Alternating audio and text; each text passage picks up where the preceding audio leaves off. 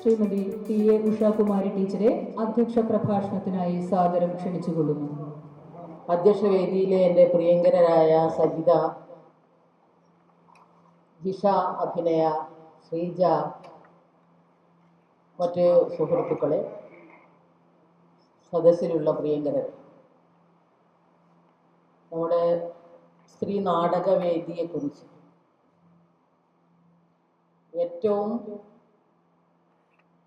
ശ്രദ്ധേയമായ പ്രഭാഷണങ്ങൾ നടത്താൻ വേണ്ടി ഇവിടെ ഇവർ 3 പേരും ഇരിക്കുകയാണ്. ഞാനതിൻ്റെ ഒരു ലഘുവായ അധ്യക്ഷ പ്രസംഗം നടത്താൻ മാത്രമാണ് ഉദ്ദേശിക്കുന്നത്. ഇന്ന് ലോകവ്യാപകമായി നമുക്ക് ചുറ്റും നിലവിളികളാണ് വരുന്നത്.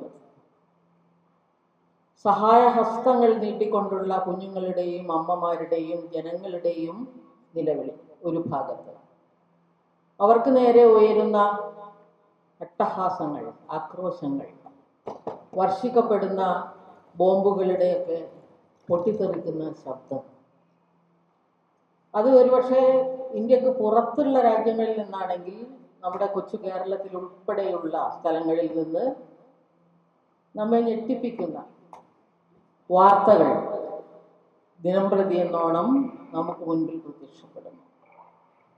നിശബ്ദരാക്കപ്പെട്ട കൊച്ചു കുഞ്ഞുങ്ങളുടെ നിലവിളികൾ, അവർക്ക് നേരെ നടക്കുന്ന കയ്യേറ്റങ്ങൾ, അതിക്രമങ്ങൾ, കൊച്ചു കുഞ്ഞുങ്ങൾ മാത്രമല്ല, വാർദ്ധക്യത്തിൽ ഊന്നി നിൽക്കുന്ന മുത്തശ്ശിമാർ വരെ ഭയചകിതരായി സഹായം തേടുന്ന, നിലവിളിക്കുന്ന ഒരു അന്തരീക്ഷം. ആ ഒരു അന്തരീക്ഷത്തിലാണ് ഇതിനെയൊക്കെ പ്രതിരോധിക്കാനുള്ള പെൺകരുത്ത് ഏതൊക്കെ മേഖലകളിലാണ് നമ്മൾ ഉണർത്തിയെടുക്കേണ്ടത് എന്ന സാംസ്കാരിക ചിന്ത സജീവമായിട്ട് വരേണ്ടത്. അതിന് തുടക്കം കുറിക്കുന്ന ഒരു വേദിയാകട്ടെ ഇത് എന്ന് മാത്രമാണ് ഞാൻ പറയുന്നത്.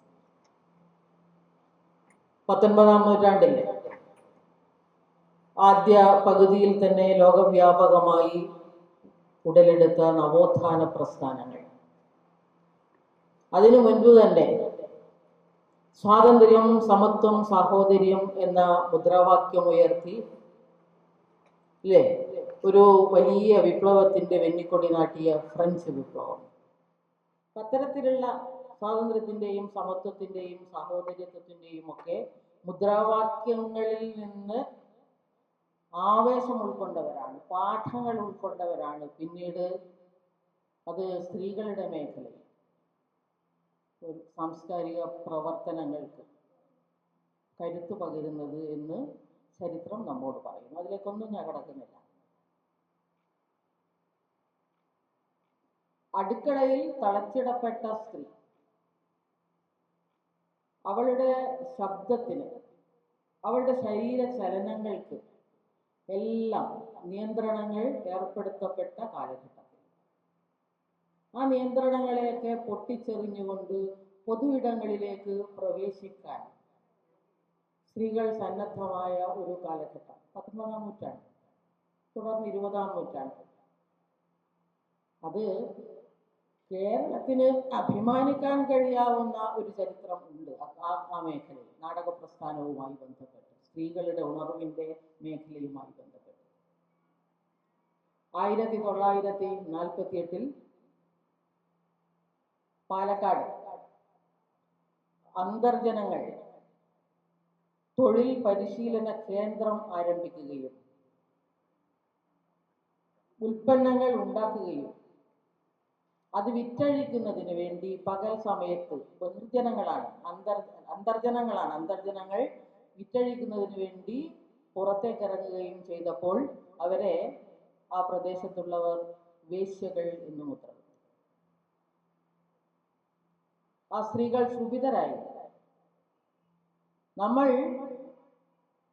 ജോലി ചെയ്ത് നമ്മൾ ഉണ്ടാക്കിയ ഉൽപ്പന്നങ്ങൾ അന്തസ്സായി വിറ്റഴിക്കാൻ വേണ്ടി പുറത്തിറങ്ങിയപ്പോൾ നമ്മെ വളരെ മോശമായിട്ടാണ് ചിത്രീകരിച്ചിരിക്കുന്നത്. അതിന് നമുക്കൊരു മറുപടി പറയണം. എങ്ങനെ മറുപടി പറയും? അപ്പോൾ അവർ പറഞ്ഞു, തൊഴിൽ കേന്ദ്രത്തിലുള്ള നമ്പൂതിരി സ്ത്രീകൾ പറഞ്ഞു, നമുക്കൊരു നാടകം കളിച്ച് മറുപടി പറയണം. നാടകം ആരെഴുതും? ആരും എഴുതില്ല. നാടകത്തിന്റെ സ്ക്രിപ്റ്റ് നമ്മൾ തന്നെ തയ്യാറാക്കും. നമ്മളുടെ അനുഭവങ്ങളാണ് നാടകം. അത് ആര് സംവിധാനം നിർവഹിക്കും? നമ്മൾ നിർവഹിക്കും. അതിൽ 2 ആൺവേഷമുണ്ട്. അതാര് ചെയ്യും? ആൺവേഷം നമ്മൾ തന്നെ ചെയ്യും. അപ്പൊ 1929 അടുക്കളയിൽ നിന്ന് രംഗത്തേക്ക് എന്ന നാടകത്തിൽ സ്ത്രീവേഷം കെട്ടിയത് പുരുഷന്മാരാണ്. 1948 ഈ അന്തർജനങ്ങൾ അവർ തന്നെ സ്ക്രിപ്റ്റ് തയ്യാറാക്കി. അന്നത്തെ സാമൂഹ്യ പരിഷ്കർത്താക്കളൊക്കെ അവരുടെ കൂടെ ഉണ്ട്. പ്രേംജിയും MRBയും അങ്ങനെയുള്ള അക്കിത്തം ഉൾപ്പെടെയുള്ള സാമൂഹ്യ പരിഷ്കർത്താക്കളുടെ സഹായത്തോടു കൂടി തൊഴിൽ കേന്ദ്രത്തിലേക്ക് എന്ന ഒരു നാടകം അവർ എഴുതി തയ്യാറാക്കി. അതിലെ ആൺവേഷം അവർ കെട്ടി അഭിനയിച്ചു. ആദ്യമായിട്ട് ഇവിടെ ചേർപ്പ് ഗ്രൗണ്ടിലാണ് ആ നാടകം പ്രദർശിപ്പിക്കുന്നത്. 12 വേദികളിൽ അത് അവതരിപ്പിച്ചു. തുടർന്ന് ഡ്രമാറ്റിക് പെർഫോമൻസ് ആക്ട് മലബാറിൽ ബാധകമാക്കുകയും ഈ സാമൂഹ്യ പ്രസക്തമായിട്ടുള്ള നാടകങ്ങൾ അഭിനയിക്കണമെങ്കിൽ മജിസ്ട്രേറ്റിന്റെ മുൻകൂട്ടിയുള്ള അനുവാദം വാങ്ങണം എന്ന് നിബന്ധന കൊണ്ടുവരികയും അനുവാദം നിഷേധിക്കുകയും പിന്നീട് ഈ തൊഴിൽ കേന്ദ്രത്തിലേക്ക് ഇവിടുത്തെ മംഗളോദയം പ്രസ്സിലാണ് അടിച്ചത്. ആ അടിച്ച കോപ്പികളൊക്കെ കണ്ടുകിട്ടുകയും ചെയ്തു. അപ്പൊ അത് വെച്ചുകൊണ്ട് ഒരു പരിശോധന നടത്തി. ആ പരിശോധന നടത്തിയപ്പോൾ അന്ന് പല നാടകങ്ങളും നിരോധിക്കപ്പെട്ടിരുന്നു. ആ നിരോധിക്കപ്പെട്ട നാടകങ്ങളിൽ ഏറ്റവും ശ്രദ്ധേയമായിട്ടുള്ള നാടകമായിരുന്നു ഇത് എന്ന് കാണാൻ കഴിയും.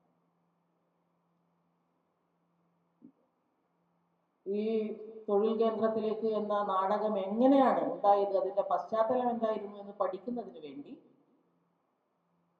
ഞാൻ ഒരു തീരുമാനമെടുത്തു. ഒരു പുസ്തകം, ഒരു പഠനം നടത്താം.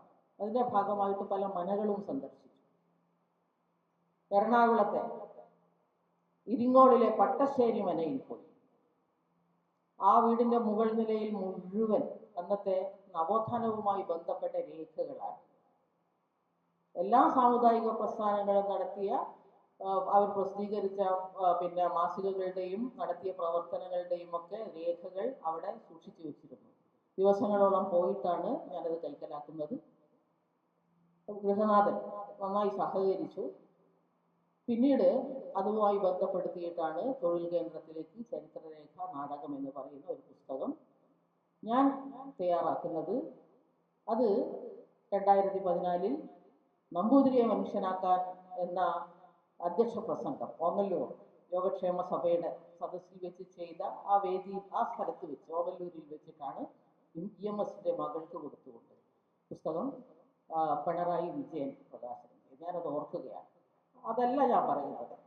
അപ്പൊ അവിടുത്തെ ഇരിങ്ങോൾ മനയിലെ എൻ്റെ ഈ മെറ്റീരിയൽസ് ഒക്കെ കളക്ട് ചെയ്തതിന് ശേഷം ആ ഗൃഹനാഥനും കുടുംബവുമായിട്ട് ഞാൻ നല്ല ബന്ധത്തിലായി, സുഹൃത്ത് ബന്ധത്തിലായി. അപ്പൊ അദ്ദേഹം പറഞ്ഞു, വയ്യ ടീച്ചറെ, ഈ വീടിന്റെ മുകളിൽ ഇതെല്ലാം വർഷങ്ങളായിട്ട് ഞാൻ സൂക്ഷിച്ചു വെക്കുകയാണ്. സൂക്ഷിച്ചു വെച്ചാൽ പോരാ, അതൊക്കെ മാറാല പിടിച്ചു പോയിരിക്കും.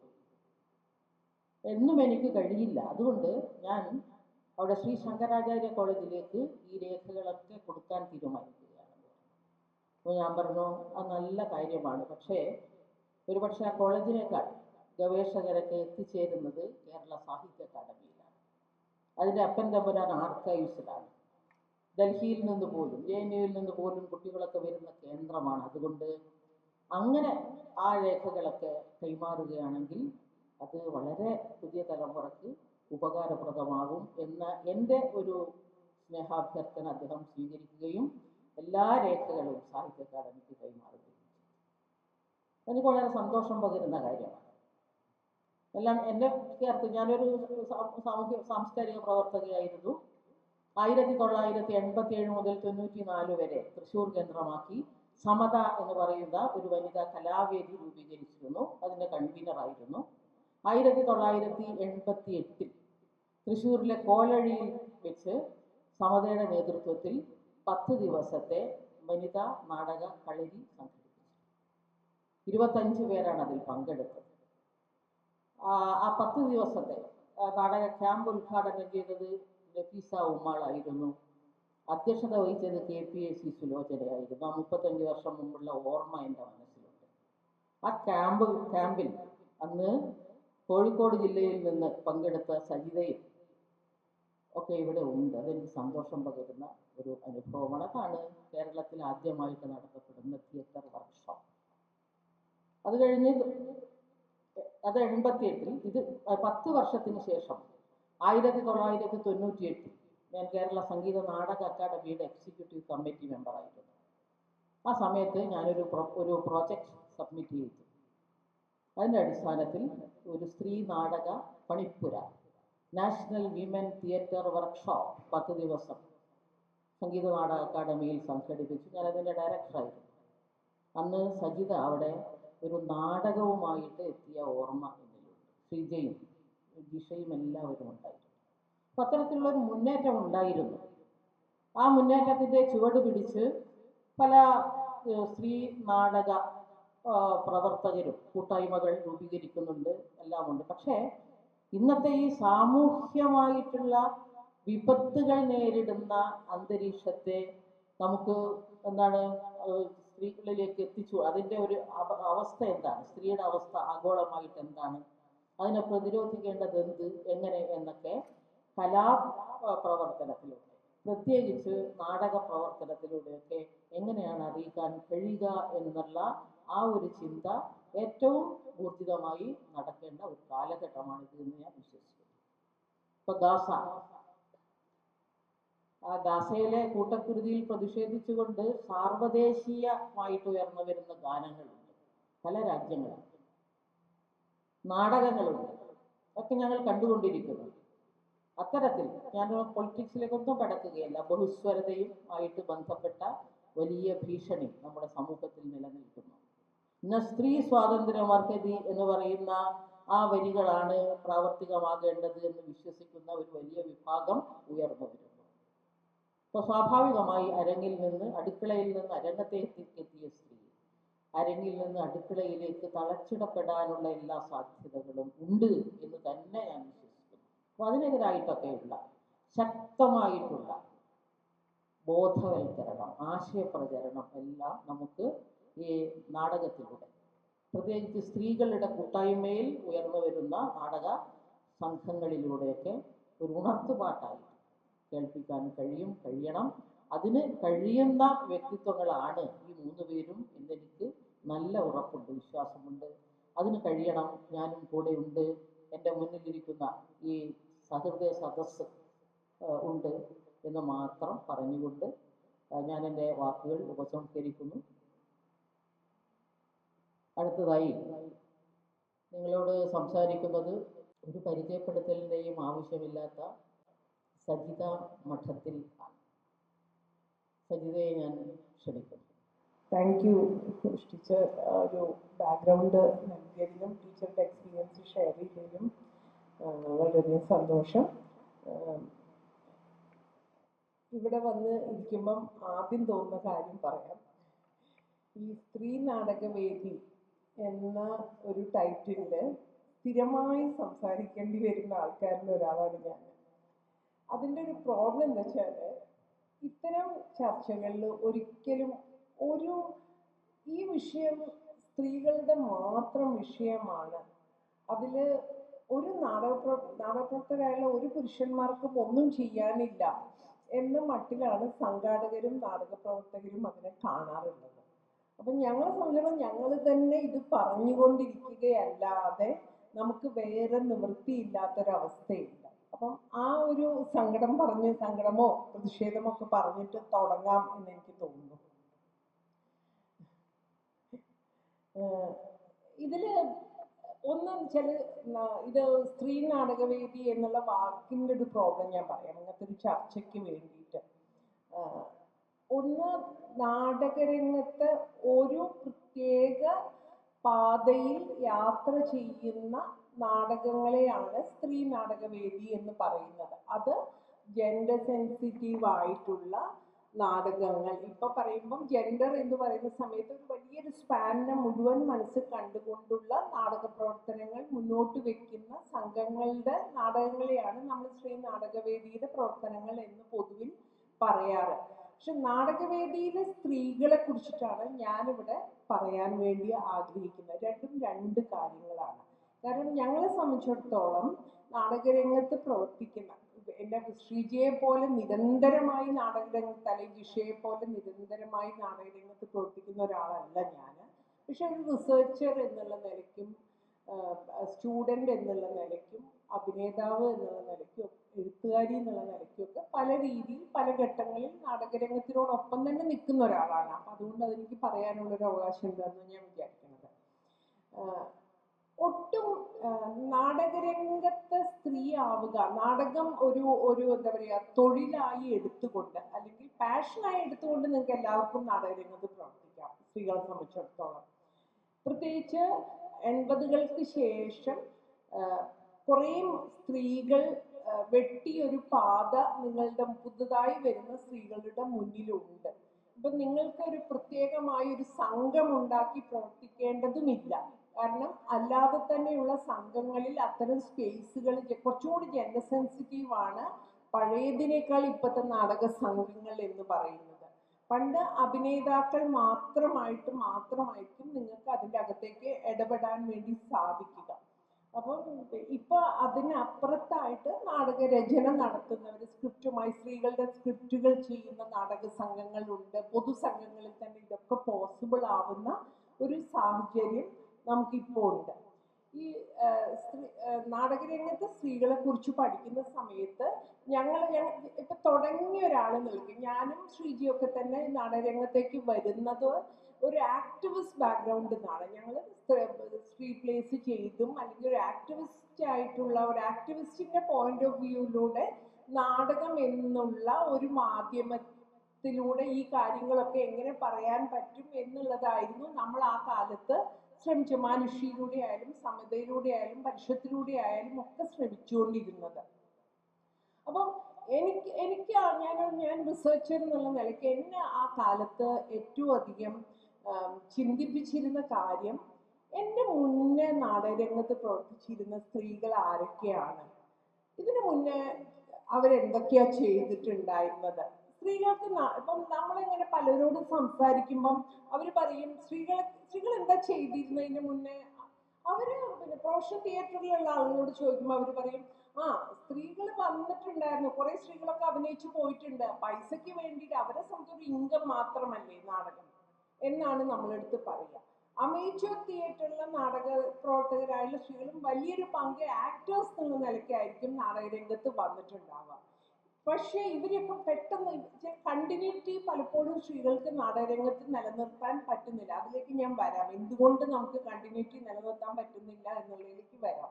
അപ്പം ആ കാലത്ത് വന്ന ഒരാൾ എന്നുള്ള നിലയ്ക്ക് എൻ്റെ ആദ്യത്തെ പണി, ഞാൻ നാടകരംഗത്ത് ചെയ്ത ആദ്യത്തെ പണി എന്ന് പറയുന്നത് ചരിത്രം ഉണ്ടാക്കുക. ഞങ്ങൾക്കൊരു ചരിത്രം വേണം.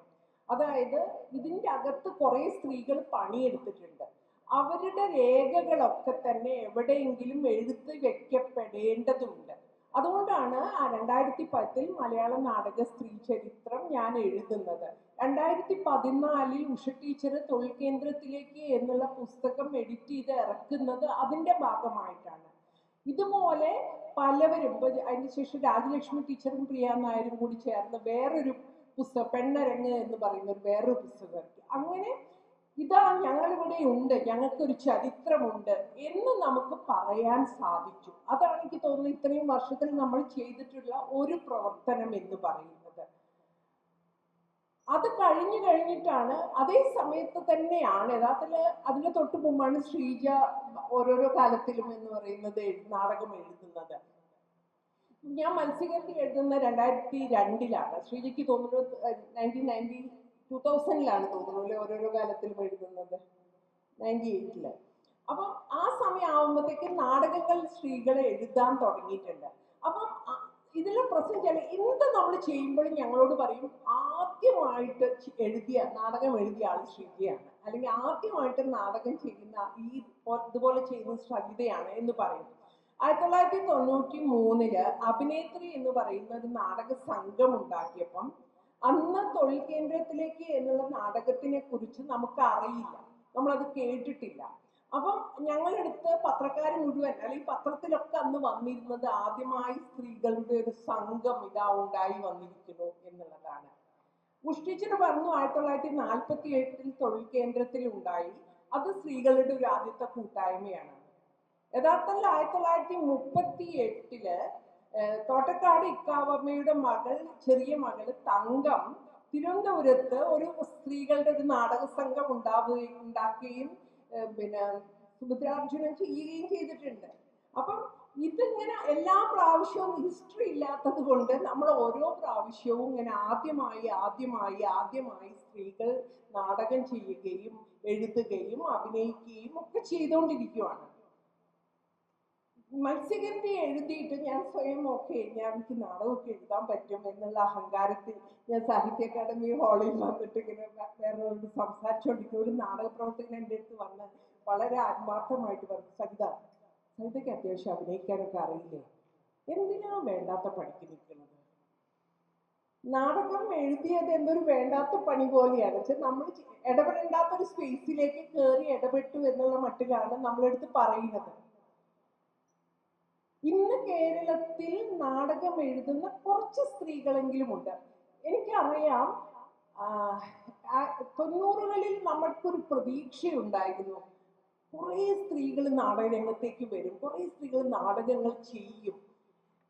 പക്ഷെ ആ ഒരു സ്വയം ക്രിട്ടിക്കലായിട്ട് പറയുവാണെങ്കിൽ അത്രയും ആ ലെവലിൽ ഞങ്ങൾക്ക് പ്രവർത്തിക്കാൻ വേണ്ടി സാധിച്ചിട്ടുണ്ടോ എന്ന് ചോദിച്ചിട്ടുണ്ടെങ്കിൽ ഇല്ല എന്ന് തന്നെ പറയേണ്ടി വരും.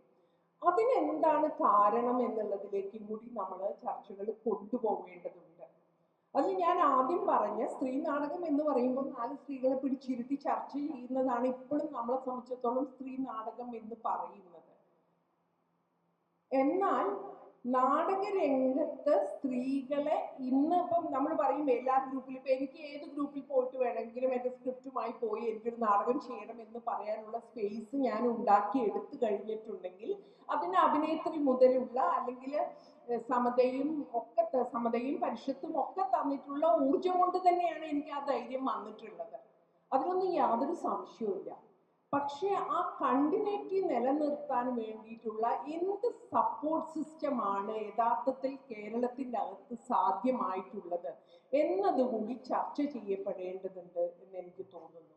അതാണ് എന്നെ സംബന്ധിച്ചിടത്തോളം ഏറ്റവും ഇമ്പോർട്ടൻ്റ് ആയിട്ട് ഞാൻ കരുതുന്നത്. കാരണം എനിക്ക് നിങ്ങളെടുത്ത് വേണമെങ്കിൽ കേരളത്തിലെ നാടകത്തിലെ സ്ത്രീകളുടെ ചരിത്രം മുഴുവൻ പറയാം.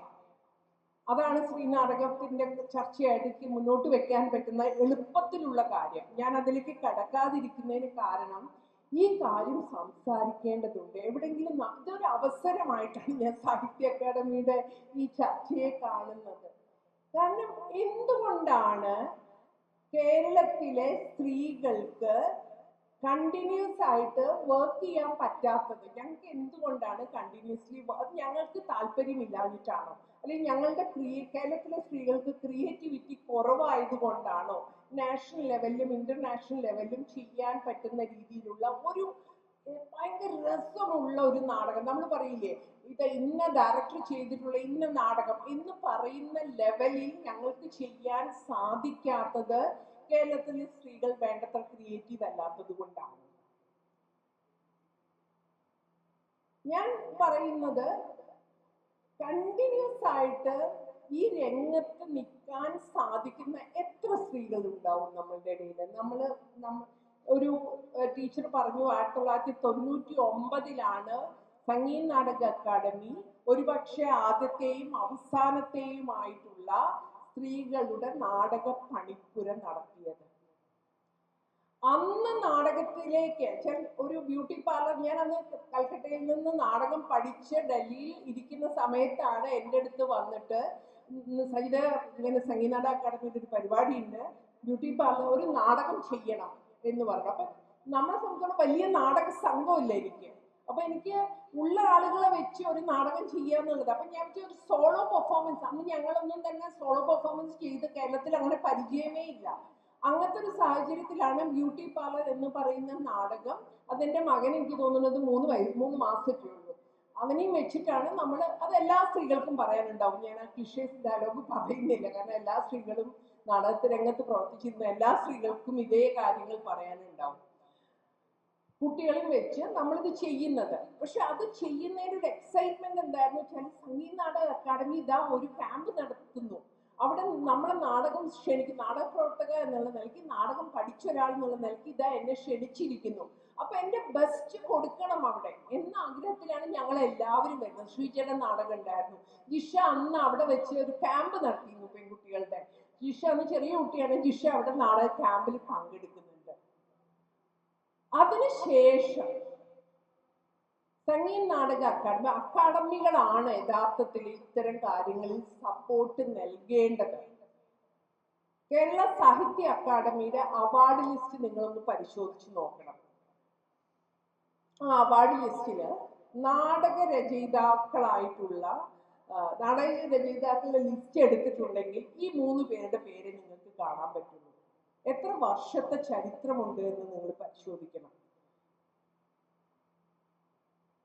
അതിന് കാരണമായിട്ട് അവർ പറയും സ്ത്രീകൾ എഴുതുന്നില്ലല്ലോ. സ്ത്രീകൾ എന്തുകൊണ്ട് എഴുതുന്നില്ല? സ്ത്രീകളെ കൂടുതൽ എഴുതിക്കാനുള്ള എന്ത് പണിയാണ് അക്കാദമിയുടെ ഭാഗങ്ങളിൽ നിന്ന് വന്നിട്ടുള്ളത്? ഇന്ന് കേരളത്തിൽ, ഞാൻ തിരിച്ചൊരു ഉദാഹരണം പറയാം.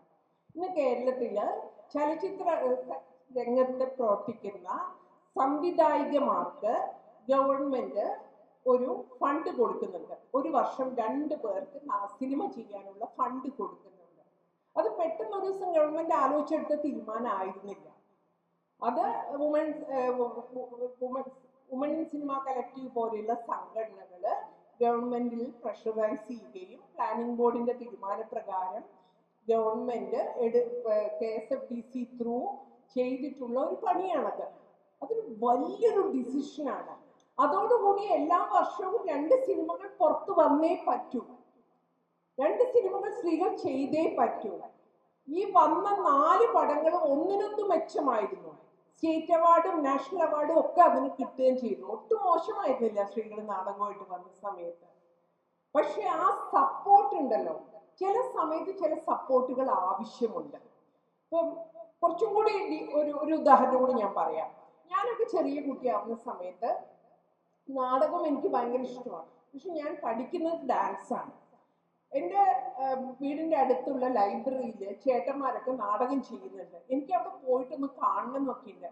അപ്പം എൻ്റെ വീട് വളരെ പ്രോഗ്രസീവ് ആണെന്നാണ് വെപ്പ്. പക്ഷെ എൻ്റെ വീട്ടിൽ നിന്ന് അമ്മമാർ പറയും, ഇല്ലില്ല അവിടെയൊന്നും പോകാൻ പറ്റില്ല, കളവ് കുടിച്ച ആമ്പിള്ളേർ താടി മുടിയൊക്കെയുള്ള ആണുങ്ങളുള്ള സ്ഥലമാണ്, അവിടേക്കൊന്നും പോകണ്ടെന്ന് പറയും. അപ്പം നമ്മളൊന്നും അവിടേക്ക് കയറ്റില്ല, നമ്മളവർ പ്രതീക്ഷിക്കുന്നുമില്ല. പെൺകുട്ടികൾ അവിടെ പോയി വായിൽ നോക്കി നിൽക്കാൻ പറ്റുകയില്ല. പക്ഷെ എൻ്റെ ബ്രദേഴ്സും എൻ്റെ കസിൻ ബ്രദേഴ്സും ഒക്കെ തന്നെ അവിടെ പോയി ആ നാടകത്തിന്റെ ഭാഗമായിട്ടുണ്ട്, പല രീതിയിൽ ഭാഗമായിട്ടുണ്ട്.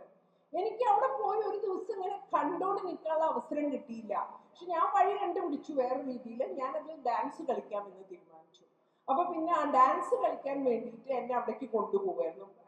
ആളുകൾ അക്കമ്പനി ഇത് അവിടെ കൊണ്ടുപോവുകയും ഞാൻ ആ നാടകത്തിന്റെ ഡാൻസ് കളിക്കുന്നതിന്റെ ഭാഗമായി കുറെ സമയം അവിടെ സ്പെൻഡ് ചെയ്യുകയും ചെയ്യുമായിരുന്നു. അങ്ങനെയാണ് ഞാൻ നാടക റിഹേഴ്സലൊക്കെ കണ്ടിട്ടുണ്ടായിരുന്നത്.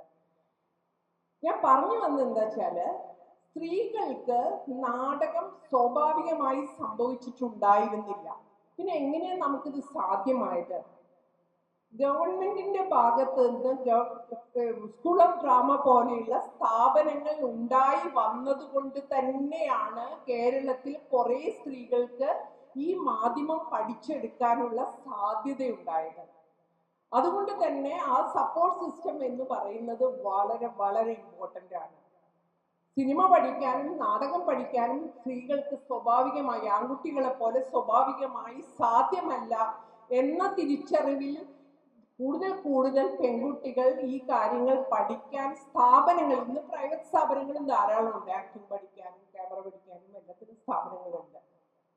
പക്ഷെ സ്കൂൾ ഓഫ് ഡ്രാമ നൽകിയുള്ള ഒരു സ്പേസ് എന്ന് പറയുന്നത് തീർത്തും അന്യമായിട്ടുള്ള ഒരു സംഗതിക്കകത്ത് അക്കാഡമിക്കലി ഒരാൾക്ക് പഠിക്കണമെങ്കിൽ ഈ അക്കാഡമിക്കലി പഠിച്ചുകൊണ്ട് പ്രത്യേകിച്ച് കാര്യമുണ്ടോ എന്നൊക്കെയുള്ള ചോദ്യങ്ങൾ വരാം. പക്ഷെ ഞാൻ വിചാരിക്കുന്നത് അക്കാഡമിക്കലി പഠിക്കുന്നത് കൊണ്ടുള്ള ഒരു ഗുണം എന്ന് പറയുന്നത്, ഇപ്പൊ ശ്രീജയ്ക്ക് അക്കാഡമിക്കലി നാടകരംഗത്ത് പഠിച്ച ആളല്ലായിരിക്കാം, പക്ഷെ ശ്രീജയ്ക്ക് കണ്ടിന്യൂസ്ലി നാടകം ചെയ്യാനുള്ള ഒരു സ്പേസ് ശ്രീജ ക്രിയേറ്റ് ചെയ്തെടുത്തിട്ടുണ്ട്. അത് എപ്പോഴും എല്ലാവർക്കും സാധിക്കണമെന്നില്ല. അങ്ങനെ സ്പേസ് ക്രിയേറ്റ് ചെയ്ത് എടുക്കുക അത് എളുപ്പമുള്ള കാര്യമല്ല, വലിയ പണിയാണ് ശ്രീജ ചെയ്തത്. അങ്ങനെയുള്ള സൗകര്യങ്ങളും എല്ലാവർക്കും ഉണ്ടാവണമെന്നില്ല. അപ്പൊ പെൺകുട്ടികളെ സംബന്ധിച്ചിടത്തോളം അങ്ങനെയുള്ള ഒരു പഠന സ്ഥലങ്ങൾ ഉണ്ടാവുന്നത് ഭയങ്കര ഇമ്പോർട്ടൻ്റ് ആയിരുന്നു. അത് ഗവൺമെന്റിന്റെ സപ്പോർട്ടോടുകൂടി സംഭവിക്കുന്നതാണ്. ഇന്ന് കേരളത്തിൽ നാടകരംഗത്ത് ഗൗരവമായി കണ്ടിന്യൂസ്ലി വർക്ക് ചെയ്യാനും പിന്നെ മാസ്റ്റർ വർക്ക് എന്ന് പറയുന്ന രീതിയിൽ നാടകങ്ങൾ മുന്നോട്ട് വെക്കാനും സ്ത്രീകൾക്ക് സാധിക്കണമെങ്കിൽ അതിൽ ഗവൺമെന്റിന്റെ സപ്പോർട്ട് നിർബന്ധമായും ഉണ്ടാവേണ്ടതുണ്ട്. ഇപ്പൊ നമുക്കറിയാം, എല്ലാ വർഷവും 25ഓളം നാടകങ്ങൾക്ക് സ്ക്രിപ്റ്റുകൾക്ക് ഗവൺമെന്റ് ഫണ്ട് ചെയ്യുന്നുണ്ട്. 2 നാടകങ്ങൾ സ്ത്രീകൾ രചനകൾക്കെങ്കിലും ഗവൺമെന്റ് ഫണ്ട് ചെയ്യണം എന്ന് അതിൽ എഴുതി ചേർത്താൽ, ഒരു ക്ലോഷർ എഴുതി ചേർത്താൽ പരിഹരിക്കാവുന്ന പ്രശ്നമേ ഉള്ളൂ. എല്ലാ വർഷവും സ്ത്രീ രചനകൾ 2 വരും. അതിന്റെ ഭാഗമായിട്ട് എല്ലാ വർഷവും അത് സംവിധാനം ചെയ്യുന്ന സ്ത്രീകളാവണം എന്നൊരു ക്ലോഷർ ഉണ്ടെങ്കിൽ 2 സ്ത്രീ സംവിധായകരെങ്കിലും വരും. ഇങ്ങനെയേ വന്നിട്ടുള്ളൂ, ഇങ്ങനെ മാത്രമേ വരുള്ളൂ. ഇതൊന്നും സ്വാഭാവികമായിട്ട് സംഭവിക്കുന്നതല്ല.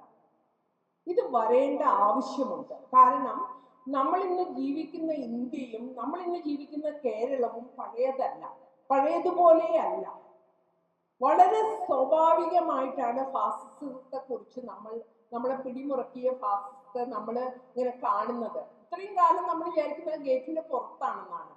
ഇപ്പൊ മുറ്റത്തെത്തി, മുറ്റത്തല്ല, ഉമ്മറത്ത് കയറിയിരിക്കാൻ തുടങ്ങിയിരിക്കുകയാണ്. ഈ സമയത്ത് കേരളത്തിലെ സ്ത്രീകൾക്ക് ഒരു പങ്കുണ്ട്, അവർക്ക് ചെയ്യാൻ പറ്റുന്ന ഒരു പണിയുണ്ട്, അതിനവർക്ക് സപ്പോർട്ട് വേണ്ടതുണ്ട്. ആ സപ്പോർട്ട് കൊടുക്കാൻ വേണ്ടിയിട്ടുള്ള ചർച്ചകളാവണം ഇനി കേരളത്തിലെ സ്ത്രീ നാടകവേദി എന്ന് പറഞ്ഞിട്ട് നമ്മൾ സംസാരിക്കുമ്പോൾ വേണ്ടത് എന്നാണ് ഞാൻ വിചാരിക്കുന്നത്. ഏറ്റവും സന്തോഷമുള്ള കാര്യം എന്താ വെച്ചാൽ, അതുകൂടി പറഞ്ഞിട്ട് ഞാൻ നിർത്താം. പണ്ടൊക്കെ തന്നെ ഇങ്ങനെ പിന്നെ മലയാള നാടക സാഹിത്യ ചരിത്രം നമ്മളെ ശങ്കരപ്പിള്ള സാറ് എഴുതിയ സമയത്ത് ഞാനത് ചില സ്റ്റുഡൻറ് എന്നുള്ള നിലയ്ക്ക് ഞാനത് വായിക്കാൻ തുടങ്ങിയ സമയത്ത് ഞാൻ ആദ്യം ചെയ്തത് ഇതിൽ എത്ര സ്ത്രീകളുടെ പേര് എഴുതിയിട്ടുണ്ടാവും എന്ന് നോക്കുക എന്നുള്ളതായിരുന്നു. അപ്പൊ ഞാൻ ഇങ്ങനെ ഇരുന്ന് എല്ലാ പേജും എടുത്ത് 1, 2, 3 പ്രാവശ്യമൊക്കെ വായിച്ചു നോക്കും. തങ്കം വാസുദേവൻ നായരുടെ പേരല്ലാതെ ആ മൊത്തം ചരിത്രത്തിൽ സ്ത്രീകളുടെ പേരുകൾ നിങ്ങൾക്ക് കാണാൻ പറ്റില്ല.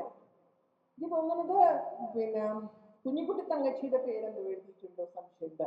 തോട്ടക്കാടി കാമ്മയുടെ പേര് തെറ്റിച്ചിട്ടാണ് എഴുതിയിട്ടുള്ളത്. ഇത്രയേ ഉള്ളൂ. മലയാള നാടക സാഹിത്യ ചരിത്രത്തിൽ സ്ത്രീകളുടെ പേര് ഇത്രയേ ഉള്ളൂ. ഇന്ന് അങ്ങനെ എഴുതാൻ പറ്റില്ല. ഇന്ന് അതിനുശേഷം വയലാവാസുദേവൻ പിള്ള സാറ് നാടക ചരിത്രം എഴുതിയപ്പോൾ ഒരു സെക്ഷൻ മാറ്റി വെക്കേണ്ടി വന്നു. സ്ത്രീ നാടകങ്ങൾ എന്ന് പറഞ്ഞാൽ അതിൽ എന്തെഴുതി എന്നുള്ളത് വേറെ കാര്യം, പക്ഷെ ഒരു സെക്ഷനുണ്ട്. ഇപ്പൊ നാടക ചരിത്രം ആരെഴുതിയാലും ഇങ്ങനെ ഒരു സെക്ഷൻ വെക്കാതെ അവർക്ക് മുന്നോട്ട് പോകാൻ പറ്റില്ല. അതിൽ ക്രിട്ടിക്കലായിട്ടാവാം, എന്ത് വേണമെങ്കിലും ആയിക്കോട്ടെ, പക്ഷെ അതുണ്ട്. അതൊരു ഇന്നത്തെ എല്ലാ യൂണിവേഴ്സിറ്റികളിലും എന്റെയും ശ്രീജയുടെയും ഒക്കെ നാടകങ്ങൾ പഠിക്കാതെ കുട്ടികൾക്ക് മുന്നോട്ട് പോകാൻ പറ്റില്ല. അതൊരു വലിയ കാര്യമാണ്. അത്രയെങ്കിലും ഞങ്ങൾ ചെയ്തു. ഇത്രയും കാലം കൊണ്ട് ഞങ്ങൾ എന്ത് ചെയ്തു വെച്ചാൽ ഞങ്ങൾക്ക് ഇത്രയും പറയാനുള്ളൂ. ഞങ്ങൾ ഇത് ചെയ്തു, പക്ഷെ ഞങ്ങൾ ഹാപ്പി അല്ല. ഞങ്ങളെ സംബന്ധിച്ചിടത്തോളം ഞങ്ങൾക്കറിയാം, ഇപ്പൊ എനിക്കറിയാം എൻ്റെ ഈ പ്രായം കഴിഞ്ഞു പോയി. ഇനി യങ്സ്റ്റേഴ്സിനെങ്കിലും അതിനൊരു വഴി ഉണ്ടാവേണ്ടതുണ്ട്. അതിനുള്ളൊരു സപ്പോർട്ട് സിസ്റ്റം ഗവൺമെന്റിന്റെ ഭാഗത്ത് ഉണ്ടാവേണ്ടതുണ്ട്. കേരളത്തിലെ സ്കൂൾ ഓഫ് ഡ്രാമകളിൽ ഗംഭീരമായിട്ട് പഠിച്ചു വരുന്ന പെൺകുട്ടികളുണ്ട് എന്നാണ് ഞാൻ മനസ്സിലാക്കിയിട്ടുള്ളത്. അവർക്കെങ്കിലും ആ സപ്പോർട്ട് സിസ്റ്റം കൊടുക്കണം. അവർക്ക് മുന്നോട്ട് പോവേണ്ടതുണ്ട്. അവർക്ക് ചില കാര്യങ്ങൾ ഇവിടെ ചെയ്യേണ്ടതുണ്ട്. ഇത്രയും പറയുന്നുണ്ട്. സജിതയെ കേൾക്കാൻ കഴിയുക എന്നുള്ളത് തന്നെ ഒരു സന്തോഷകരമായ കാര്യമാണ്. നിലപാടുകൾ വളരെ കൃത്യമായി പിന്നെ ഇങ്ങനെ പ്രകടിപ്പിക്കാനുള്ള ആ ഒരു ധൈര്യമുണ്ട്. അതോടൊപ്പം തുടർച്ചയായിട്ട് ഈ സാംസ്കാരിക രംഗത്ത് ശ്രദ്ധേയമായിട്ടുള്ള ചലനങ്ങൾ സൃഷ്ടിക്കുന്ന പ്രിയപ്പെട്ട സജിത. അതുപോലെ തന്നെയാണ് ഇനി സംസാരിക്കാൻ പോകുന്ന ശ്രീജ ആറങ്ങോട്ടുകര. ശ്രീജയെ അനുഭവങ്ങൾ, നിരീക്ഷണങ്ങൾ, വിമർശനങ്ങൾ എല്ലാം അവതരിപ്പിക്കുന്നതിന് വേണ്ടി സ്നേഹപൂർവ്വം ക്ഷണിക്കുന്നു. എല്ലാവർക്കും നമസ്കാരം. സജിത പറഞ്ഞ പോലെ ഈ സ്ത്രീ നാടകവേദിയെക്കുറിച്ച് പറയാൻ വേണ്ടി മാത്രമാണ് ഏത് സെഷനായാലും, അത് ഇഫോക്കായാലും KLF ആയാലും ഇപ്പോൾ സാഹിത്യ അക്കാദമി ആയാലും നമ്മളെ വിളിച്ചുകൊണ്ടിരിക്കുന്നത് എന്നുള്ളത് അത് സംസാരിക്കാൻ മോശമായതുകൊണ്ടല്ല, സംസാരിക്കാൻ താല്പര്യമില്ലാഞ്ഞിട്ടും അല്ല. പക്ഷെ അതിനപ്പുറത്തേക്ക് മറ്റു നാടകങ്ങളും നമ്മൾ അത് മാത്രമല്ല ചെയ്യുന്നതെന്നും അതിനപ്പുറത്തുള്ള നാടകങ്ങളെക്കുറിച്ചും ഞങ്ങൾ ആലോചിക്കുന്നുണ്ട് എന്നുള്ളത് കൂടി സംഘാടകർ ഇപ്പോൾ സാഹിത്യ അക്കാദമിയോട് മാത്രം പറയേണ്ട ഒരു കാര്യമല്ല. പക്ഷെ പൊതുവെ യൂണിവേഴ്സിറ്റികളിൽ സംസാരിക്കാൻ വിളിക്കുകയാണെങ്കിലും ഏതെങ്കിലും കോളേജുകളിൽ സംസാരിക്കാൻ വിളിക്കുമ്പോഴൊക്കെ നമ്മളുടെ അതൊരു ഈ സംവരണ സീറ്റിലെ ആൾക്കാരെ ഒതുക്കുന്ന പോലൊരു പ്രശ്നമുണ്ട്. കാരണം സംവരണ സീറ്റിൽ മാത്രമേ സ്ത്രീകൾക്ക് മത്സരിക്കാൻ പാടുള്ളൂ എന്ന് പറയുന്നത് പോലെ അല്ലാതെയും ജനറൽ സീറ്റിൽ മത്സരിക്കാമല്ലോ. പക്ഷെ ആളുകൾ വിചാരിക്കുന്ന ഈ ബസ്സിൽ ആണുങ്ങൾക്ക് സീറ്റ് ഉണ്ടെന്ന് പറയുന്ന പോലെ പെണ്ണുങ്ങളുടെ സീറ്റ് മാത്രമേ പെണ്ണുങ്ങൾക്ക് ഇരിക്കാൻ പറ്റുള്ളൂ എന്ന് പറയുന്ന പോലെ എന്തോ ഒരു ചെറിയൊരു പ്രശ്നം ഈ കാര്യത്തിൽ, ചെറുതല്ലാത്ത വലിയ പ്രശ്നം ഇതിൽ ഉണ്ടെന്ന് എനിക്ക് എല്ലാ പ്രാവശ്യവും തോന്നാറുണ്ട്. അത് ഒന്ന് പറയാൻ സൈഡ് തുടങ്ങി വെച്ചു, എന്തായാലും അത് പറയണമെന്ന് എനിക്കും തോന്നുന്നുണ്ട്. എന്തായാലും ഇതില് എനിക്ക് തോന്നുന്നു നമ്മൾ ചെയ്ത കാര്യങ്ങൾ കുറച്ച് കാര്യങ്ങൾ എനിക്ക് പറഞ്ഞ പോലെ എന്നെ സംബന്ധിച്ചിടത്തോളം വ്യക്തിപരമായിട്ട് എനിക്ക് കുറെ ഭാഗ്യം കിട്ടിയ ഒരാളാണ്.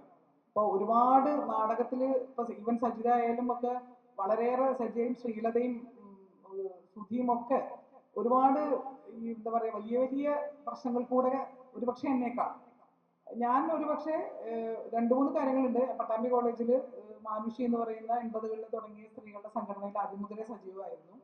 അപ്പൊ ആ ഗ്രൂപ്പിന്റെ ഒപ്പം നാടകം സത്യം പറഞ്ഞാൽ എന്നെ സംബന്ധിച്ചിടത്തോളം നാടകക്കാർ ചിലപ്പോൾ എന്നെ ചീത്ത പറയും, പക്ഷെ എന്നെ സംബന്ധിച്ച് നാടകത്തിനോടുള്ള ആദ്യത്തെ പാഷൻ എന്ന് പറയുന്നത്, അട്രാക്ഷൻ എന്ന് പറയുന്നത് നാടകം എന്ന് പറയുന്ന ആർട്ടിനോടായിരുന്നില്ല. നാടകം ഒരു സംഘകലയാണെന്നുള്ള ആ കാരണം കൊണ്ട് മാത്രമാണ് ഞാൻ നാടകത്തിലേക്ക് വന്നത്.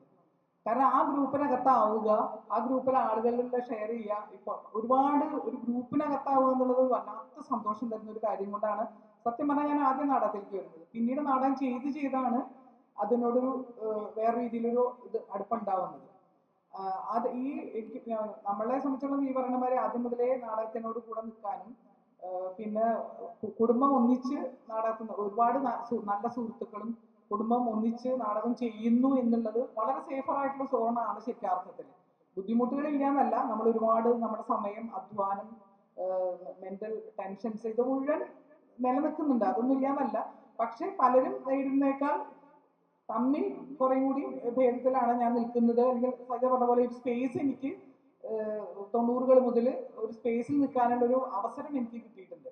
അത് എൻ്റെ മാത്രം ഇതുകൊണ്ടൊന്നുമല്ല, നമ്മുടെ കൂടെയുള്ള സംഘം അങ്ങനെയായിരുന്നു എന്നുള്ളത് കൊണ്ടാണ് പറ്റിയത്. എന്തായാലും പറയുന്ന ഒരു കാര്യം എന്താ വെച്ചാൽ, ഇപ്പോ സജിത പറഞ്ഞിടത്ത് തുടങ്ങുക വെച്ചാൽ ഇപ്പൊ സ്ത്രീകളുടെ ഒരു സംഘം, സ്ത്രീകളോ ദളിതരുടെയോ അല്ലെങ്കിൽ ട്രൈബൽ ഗ്രൂപ്പുകളുടെ ഏതോ ആയിക്കോട്ടെ, ഏത് മൈനോറിറ്റി അല്ലെങ്കിൽ ഏത് ഒപ്രസ്ഡ് ആയിട്ടുള്ള സപ്രസ്ഡ് ആയിട്ടുള്ള ഏത് ആളുകളായിക്കോട്ടെ, അവരുടെ ഒരു ഗ്രൂപ്പിന്റെ ഒരു നാടകം ചെയ്യാൻ പറ്റുക, അല്ലെങ്കിൽ ഒരു സിനിമ ചെയ്യാൻ പറ്റുക, അല്ലെങ്കിൽ ഒരു മ്യൂസിക്കൽ ഗ്രൂപ്പ് ഉണ്ടാക്കാൻ പറ്റുക, അല്ലെങ്കിൽ ഒരു കാർഷിക ഗ്രൂപ്പ്, ഞാൻ കൃഷിക്കാരും കൂടി ആയതുകൊണ്ട് ഒരു കാർഷിക ഗ്രൂപ്പ് ഉണ്ടാക്കാൻ പറ്റുക എന്ന് പറയുന്ന ഇതൊക്കെ ഇപ്പോൾ സജ പറഞ്ഞ പോലെ അക്കാഡമിക്കായിട്ട് പഠിക്കാനുള്ള അവസരം ഉണ്ടാവുന്നൊപ്പം തന്നെ അക്കാഡമിക്കായിട്ട് പഠിക്കാൻ പറ്റാത്ത ആളുകൾ ഒരുപാട് പേര് ഇതുപോലെ അവസരങ്ങളില്ലാത്തതുകൊണ്ട്, സ്പേസ് ഇല്ലാത്തതുകൊണ്ട് മാറി നിൽക്കുന്നവരുണ്ടാവും, ഉറപ്പാണ്. അപ്പോൾ നമ്മൾ പലപ്പോഴും ഈ കുടുംബശ്രീക്കാർ അല്ലെങ്കിൽ ഹരിതകർമ്മ സേന അല്ലെങ്കിൽ അതുപോലെയുള്ള നാട്ടിൻപുറത്ത് പല ഗ്രൂപ്പുകളൊക്കെ ഉള്ള നാടകം ചെയ്യുമ്പോഴാണ് മനസ്സിലാവുന്നത് പലരും നമ്മളെക്കാൾ പാഷനുള്ളവരും നമ്മളെക്കാൾ ആർത്ഥത്തിൽ വളരെ സിൻസിയർ ആയിട്ടുള്ള ആളുകൾ നാടകത്തിന്റെ കൂടെ നിൽക്കുന്നത് കണ്ട അന്തം വിട്ടുണ്ട് ആർത്ഥത്തിൽ. അപ്പോഴാണ് നമ്മൾ പലപ്പോഴും വളരെ ചെറുതാണല്ലോ എന്ന് എനിക്ക് പല സമയത്തും തോന്നിയിട്ടുണ്ട്. ഇത് വെറുതെ പറയുന്നില്ല, എനിക്ക് യഥാർത്ഥത്തിൽ തോന്നിയതാണ്. അവർ എത്രമാത്രം ഇപ്പൊ രംഗശ്രീയുടെ നാടകം ചെയ്യാൻ പോയ സമയത്ത് ഒരു സ്ത്രീ കുറച്ച് ലേറ്റ് ആയിട്ട് വന്നു. അപ്പൊ അവര് പറഞ്ഞ കാരണം എന്താ വെച്ചാൽ എല്ലാവരും തലേ ദിവസം വന്നു, അവർക്ക് തലേ ദിവസം വരാൻ പറ്റിയില്ല. കാരണം തലേ ദിവസം പോരാൻ പറ്റില്ല. പിറ്റേ ദിവസം രാവിലെ രാത്രി ഉറങ്ങാൻ കിടന്നിട്ട് ഭർത്താവ് ഉറങ്ങി കഴിഞ്ഞപ്പോൾ ഇത് ശരിക്കും നോണയല്ല കേട്ടോ, ഒട്ടും എക്സാജറേഷനും ഇല്ല. രാത്രി പാതിരാത്രിക്ക് നല്ല മഴയുള്ള സമയമാണ്, മഴയത്ത് ഇറങ്ങി വന്ന് കോഴിക്കോടിന്റെ ഉള്ളില് മഴ ആയതുകൊണ്ട് കോഴിക്കോടിന്റെ ഉള്ളിൽ ഇരുന്ന് നേരെ വിളിച്ചപ്പോ ആദ്യത്തെ 5 മണിയുടെ ബസ്സിനാണ് അവർ വരുന്നത്. അത് ചെന്നാൽ ഉറപ്പാണ് പുറത്ത് ഇടി കിട്ടും, നല്ല ഇടിയാണ് പുറത്ത്, കൂട്ടുകാരെ വെച്ചിട്ട് പുറത്ത് ഇടിക്കും, ഇടി കൊള്ളാൻ റെഡി ആയിട്ടാണ് ഞാൻ വന്നിട്ടുള്ളത് എന്ന് പറഞ്ഞു. ഇതിൽ അങ്ങനെ വന്നിട്ട് അത്രയും പാഷനേറ്റ് ആയിട്ട് നാടകത്തിന് വരുന്ന ഒരുപാട് സ്ത്രീകളുണ്ട്. അവർക്ക് കിട്ടാവുന്ന ഒരു എന്താ വെച്ചാൽ നാടകക്കാരികൾക്ക് കിട്ടുന്ന ഒരു ഡിഗ്നിറ്റി എന്ന് പറയുന്നത് സിനിമക്കാരികളോടും അതേ ഒരു മോറൽ സാധനമൊക്കെ ഉണ്ടെങ്കിൽ പോലും ഈ ഒരു ഡിഗ്നിറ്റി എന്ന് പറയുന്നത് കാര്യം കിട്ടുമ്പോൾ സ്വാഭാവികമായിട്ടും ആളുകളുടെ ഇടയിലും ഇപ്പൊ വീടിന്റെ അകത്തൊന്നും കുറച്ചും കൂടി ഒരു വ്യത്യാസം ഉണ്ടാവും. ഈ കാണുന്ന സ്ത്രീകൾ പോകുന്ന സ്ത്രീകളോട് ഉണ്ടാവുന്ന ഒരു മനോഭാവത്തിന് വ്യത്യാസം. ആ അർത്ഥത്തില് ശരിക്കും പറഞ്ഞ ഇത്തരം സംവിധാനങ്ങൾ, സർക്കാർ സംവിധാനങ്ങൾ, അക്കാദമികളായാലും സർക്കാർ വകുപ്പുകളായാലും മറ്റു കാര്യങ്ങളൊക്കെ കുറേയും കൂടി ഇതിനെ സപ്പോർട്ട് ചെയ്യാവുന്ന, ഇത്തരം സ്ത്രീകൾക്ക് ഒന്നിച്ചിരിക്കാനും ഒന്നിച്ച് ക്രിയാത്മകമായിട്ട് ആലോചിക്കാനും പ്രൊജക്റ്റുകൾ ഉണ്ടാക്കാനും, അത് നാടകം മാത്രമാണെന്ന് നിർബന്ധം, സിനിമയാവാം, മ്യൂസിക്കൽ ഗ്രൂപ്പുകളായിരിക്കാം, വേറെ എന്തെങ്കിലും ഫോക്ക് ഗ്രൂപ്പായിട്ടുള്ള പെർഫോമൻസുകളാവാം, എന്ത് വേണമെങ്കിൽ ആയിക്കോട്ടെ. ഇതിന് വളരെ ഒരു എന്താ പറയുക, ഒരു ഡിഗ്നിറ്റി കൊടുക്കാവുന്ന വിധത്തിലുള്ള ഒരു പൊസിഷൻ അവർക്ക് ചെയ്യാൻ പറ്റുകയാണെങ്കിൽ, കൊടുക്കാൻ പറ്റുകയാണെങ്കിൽ ഒരു വലിയ വ്യത്യാസം ഉണ്ടാക്കാൻ പറ്റും. അക്കാദമികൾ ഒന്നും ചെയ്യുന്നില്ല എന്നൊന്നും നമുക്ക് പറയാൻ പറ്റില്ല, അത്യാവശ്യം കാര്യങ്ങൾ ചെയ്തുകൊണ്ടിരിക്കുന്നുണ്ട്. പക്ഷെ ഈ പറഞ്ഞ പോലെ 98-ലെ സ്ത്രീ നാടക പണിപ്പുരയ്ക്ക് ശേഷം പല ശ്രമങ്ങൾ ഇതിന്റെ ഇടയിൽ നടന്നിട്ടുണ്ട് എന്നുള്ള കാര്യം അതിനെ കുറിച്ച് ഡീറ്റെയിലേക്ക് കിടക്കുന്നില്ല. പക്ഷെ ഒന്നും നടന്നില്ല. ആ ഭാഗത്തുനിന്ന് ഒരു തരത്തിലുള്ള പ്രൊജക്റ്റുകൾ വരെ ഉണ്ടാക്കുകയും ബജറ്റ് തയ്യാറാക്കുകയൊക്കെ ചെയ്തിട്ട് പോലും ഇത്തരം ഒരു കാര്യം പിന്നീട് ഇത്രയും കൊല്ലങ്ങൾക്ക് ശേഷം നടന്നിട്ടില്ല എന്നുള്ളൊരു വിഷമം കൂടി ഇവിടെ പറയണം എന്ന് എനിക്ക് തോന്നുന്നുണ്ട്. പിന്നെ ഉള്ളൊരു പ്രധാനപ്പെട്ട കാര്യം എനിക്ക് തോന്നുന്നത് വെച്ചാൽ, ഇപ്പോൾ രചനയായാലും സംവിധാന രംഗത്ത് മുമ്പത്തേക്കാൾ ഞാൻ വളരെ പോസിറ്റീവായിട്ട് തന്നെയാണ് കാണുന്നത്. കാരണം ജിഷ പ്രായം കൊണ്ട് നമ്മളെക്കാൾ വളരെ ചെറിയ ആളാണ്. ജിഷ വളരെ സീരിയസ് ആയിട്ട് നാടകത്തിൽ ഒരുപാട് കാലമായിട്ട് നിൽക്കുന്നുണ്ട്. ജിഷയേക്കാൾ ജൂനിയർ ആയിട്ടുള്ള ഒരുപാട് പെൺകുട്ടികൾ സ്കൂളറാമെന്ന് പഠിച്ചിരുന്നു, കാലടി ശങ്കരയിൽ പഠിക്കുന്ന ആളുകളും NSCയിൽ പോയി. ഇതൊന്നുമല്ലാതെ നാട്ടിൻപുറങ്ങളിൽ നിന്ന് വന്ന് നാടകത്തിൽ നിൽക്കുന്ന ഒരുപാട് പെൺകുട്ടികൾ, ഒരു പക്ഷെ എനിക്ക് തോന്നുന്നു മുമ്പത്തെ പോലെയല്ല, മറ്റേ ആൺകുട്ടികളെ നാടകത്തിൽ കിട്ടാൻ വലിയ ബുദ്ധിമുട്ടുണ്ടായിരുന്നില്ല. പക്ഷെ ഇപ്പൊ ആൺകുട്ടികളും ഈ നാടകരംഗത്തേക്ക് വരുന്നത് ഉണ്ടെങ്കിൽ സിനിമയിലേക്കുള്ളൊരു ചവിട്ടുപടി പോലെയാണ് പലപ്പോഴും പലരും കാണുന്നത്. പക്ഷെ ഇപ്പൊ ഏതാണ്ട് പെൺകുട്ടികളും ഇത്രയധികം വളരെ ശക്തമായിട്ട്, ഇപ്പോ ശ്രീലതയെ സജിത എന്ന കുട്ടി ചെറുപ്പകാലത്ത് അനുഭവിച്ച പ്രശ്നങ്ങളൊന്നും അല്ല ഇപ്പൊ കുട്ടികൾ. പക്ഷെ എന്നാൽ പോലും നാടക സംഘത്തിന്റെ അകത്ത പ്രശ്നങ്ങളുണ്ട്. അതൊന്നും ഞാൻ നിഷേധിക്കുന്നില്ല, അതൊക്കെ അതിനെക്കുറിച്ച് നമുക്ക് സംസാരിക്കാൻ അത്രയും സമയമില്ല ഇവിടെ എന്നുള്ളതുകൊണ്ടാണ്. പക്ഷേ ധാരാളം പെൺകുട്ടികൾ വളരെ ശക്തമായിട്ട്, ഒന്നാമത് ഞങ്ങളുടെ ചെറുപ്പകാലത്ത് ഉണ്ടായിരുന്ന ഒരു എന്താ പറയുക സദാചാര സങ്കല്പങ്ങളോ അല്ലെങ്കിൽ അത്തരം ജെൻഡർ വ്യത്യാസങ്ങളോ ഇപ്പോഴത്തെ പെൺകുട്ടികൾക്ക് ഇല്ല എന്നുള്ളത് വളരെ പോസിറ്റീവായിട്ട് തന്നെയാണ്. വളരെ സന്തോഷകരമായിട്ടുള്ള കാഴ്ചയാണ്. പെൺകുട്ടികളും ആൺകുട്ടികളും അല്ലെങ്കിൽ പെൺകുട്ടികളും ആൺകുട്ടികളും ജെൻഡർ വ്യത്യാസമില്ലാതെ ഏത് ട്രാൻസ്ജെൻഡർ ഗ്രൂപ്പുകൾപ്പെട്ട ഏത് വളരെ ജെൻഡറെ ആലോചിക്കാതെ ഉള്ള റിലേഷൻസും അവരുടെ തമ്മിലെ ബന്ധങ്ങളും കാണുന്നത് വളരെ സന്തോഷകരമായിട്ടുള്ള ഒരു കാര്യമാണ് എനിക്കിപ്പോൾ തോന്നാറുള്ളത്. ആ ഒരു മാറ്റം നാടകത്തിലെ വളരെ പ്രധാനപ്പെട്ട കാര്യമാണ്. നാടകം സിനിമ പോലെയുള്ള ഒരു ഗ്രൂപ്പായിട്ട് പ്രവർത്തിക്കുന്ന, ഒരുപാട് ദിവസം ഒന്നിച്ച് കഴിയേണ്ടി വരുന്ന ഒരു ഗ്രൂപ്പുകളിൽ ഇത് വളരെ പ്രധാനപ്പെട്ട ഒരു കാര്യമാണ്. കാരണം മറ്റത് നമ്മൾ എപ്പോഴും ഇങ്ങനെ ഒരു ശങ്കയിലാണ് പല സമയത്തും പറയുമ്പോൾ. നമ്മളൊക്കെ മനുഷ്യരുടെ അകത്തുനിന്ന് വന്ന് ഒരുപാട് കാര്യങ്ങൾ ചെയ്തിട്ട് പോലും നമ്മുടെ അകത്തൊക്കെ പലപ്പോഴും ഈ ഗ്രൂപ്പിന്റെ അകത്ത് എന്താണ് നമ്മളെ, മറ്റത് വളരെ വളരെ എന്താ പറയുക ജെൻഡർ ഫ്രീ ആയിട്ട് കുട്ടികളെ ഇടപെടുന്നു അല്ലെങ്കിൽ ചെറുപ്പക്കാരെ ഇടപെടുന്നു എന്നുള്ളത് വലിയൊരു സന്തോഷം തരുന്ന കാഴ്ചയാണ്. ഇത് വാസ്തവത്തിൽ നാടകത്തിനും സിനിമയ്ക്കൊക്കെ ഗുണം ചെയ്യുന്നുണ്ട് എന്നുള്ളതാണ്. മുമ്പ് പറഞ്ഞ പോലെ ഒരുപാട് മലയാളി സംവിധായകർ സിനിമാ രംഗത്ത് വരുന്നു, നാടകരംഗത്ത് ഒരുപാട് എഴുത്തുകാരും ചെറുപ്പക്കാരായിട്ടുള്ള കുട്ടികൾ വരുന്നു.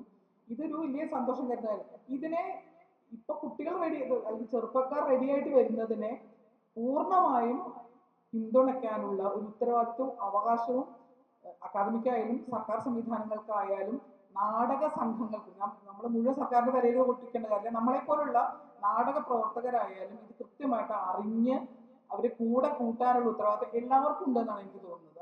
ഞാനടക്കമുള്ള അത് എത്രത്തോളം ചെയ്യേണ്ടതെന്ന് ശ്രമിച്ചുകൊണ്ടിരിക്കുന്നുണ്ട്. പക്ഷെ അത് പൂർണ്ണമായിട്ട് എത്തിയിട്ടൊന്നുമില്ല.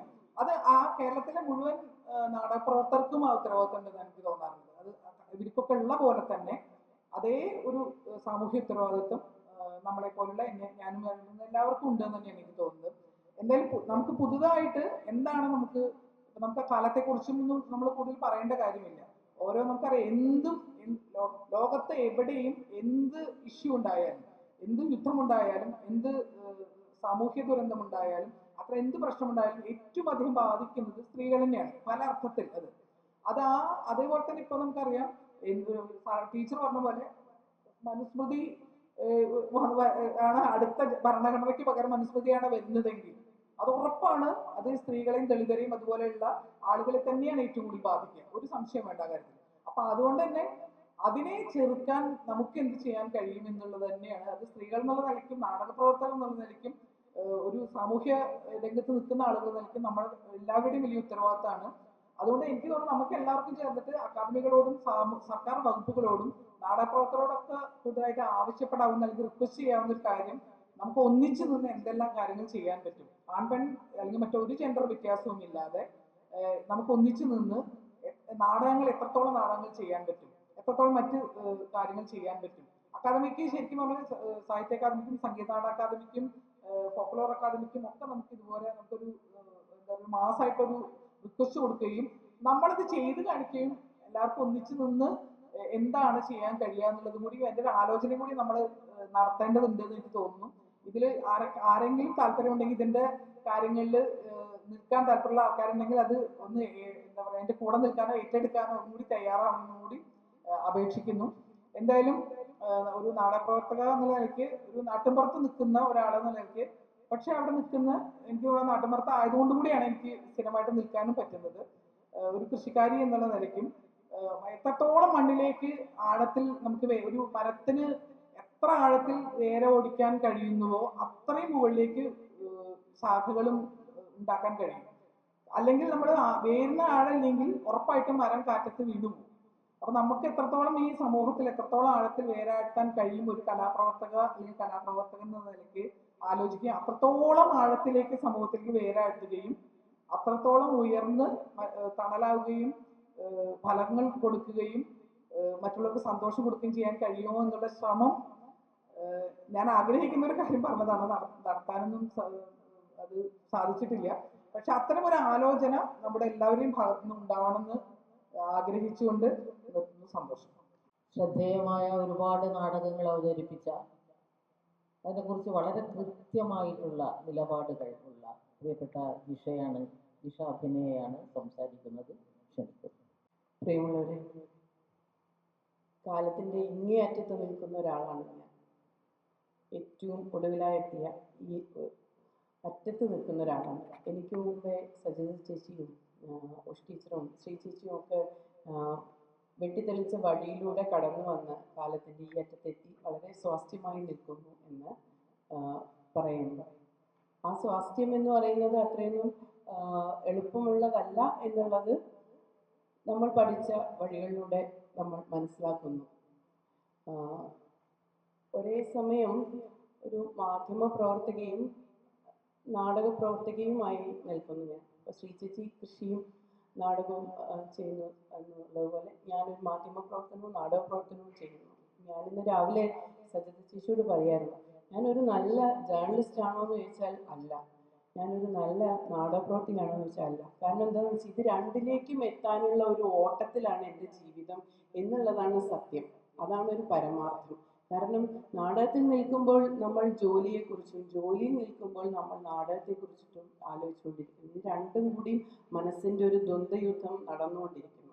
യഥാർത്ഥത്തിൽ കേരളത്തിലെ സ്ത്രീകൾ അഭിമുഖീകരിക്കുന്ന വലിയൊരു പ്രശ്നം, അല്ലെങ്കിൽ തിയേറ്ററിലെ സ്ത്രീ അഭിമുഖീകരിക്കുന്ന വലിയൊരു പ്രശ്നവും അത് തന്നെയാണ്. കാരണം ഒരു സ്ത്രീ ഇത്രയും നാൾ നമ്മൾ പറയുന്നു കുടുംബം എന്നുള്ളതിൽ നിന്നും പുറത്തു കടക്കാൻ എത്തുന്ന ഒരു സമരം എന്ന് പറയുന്നു.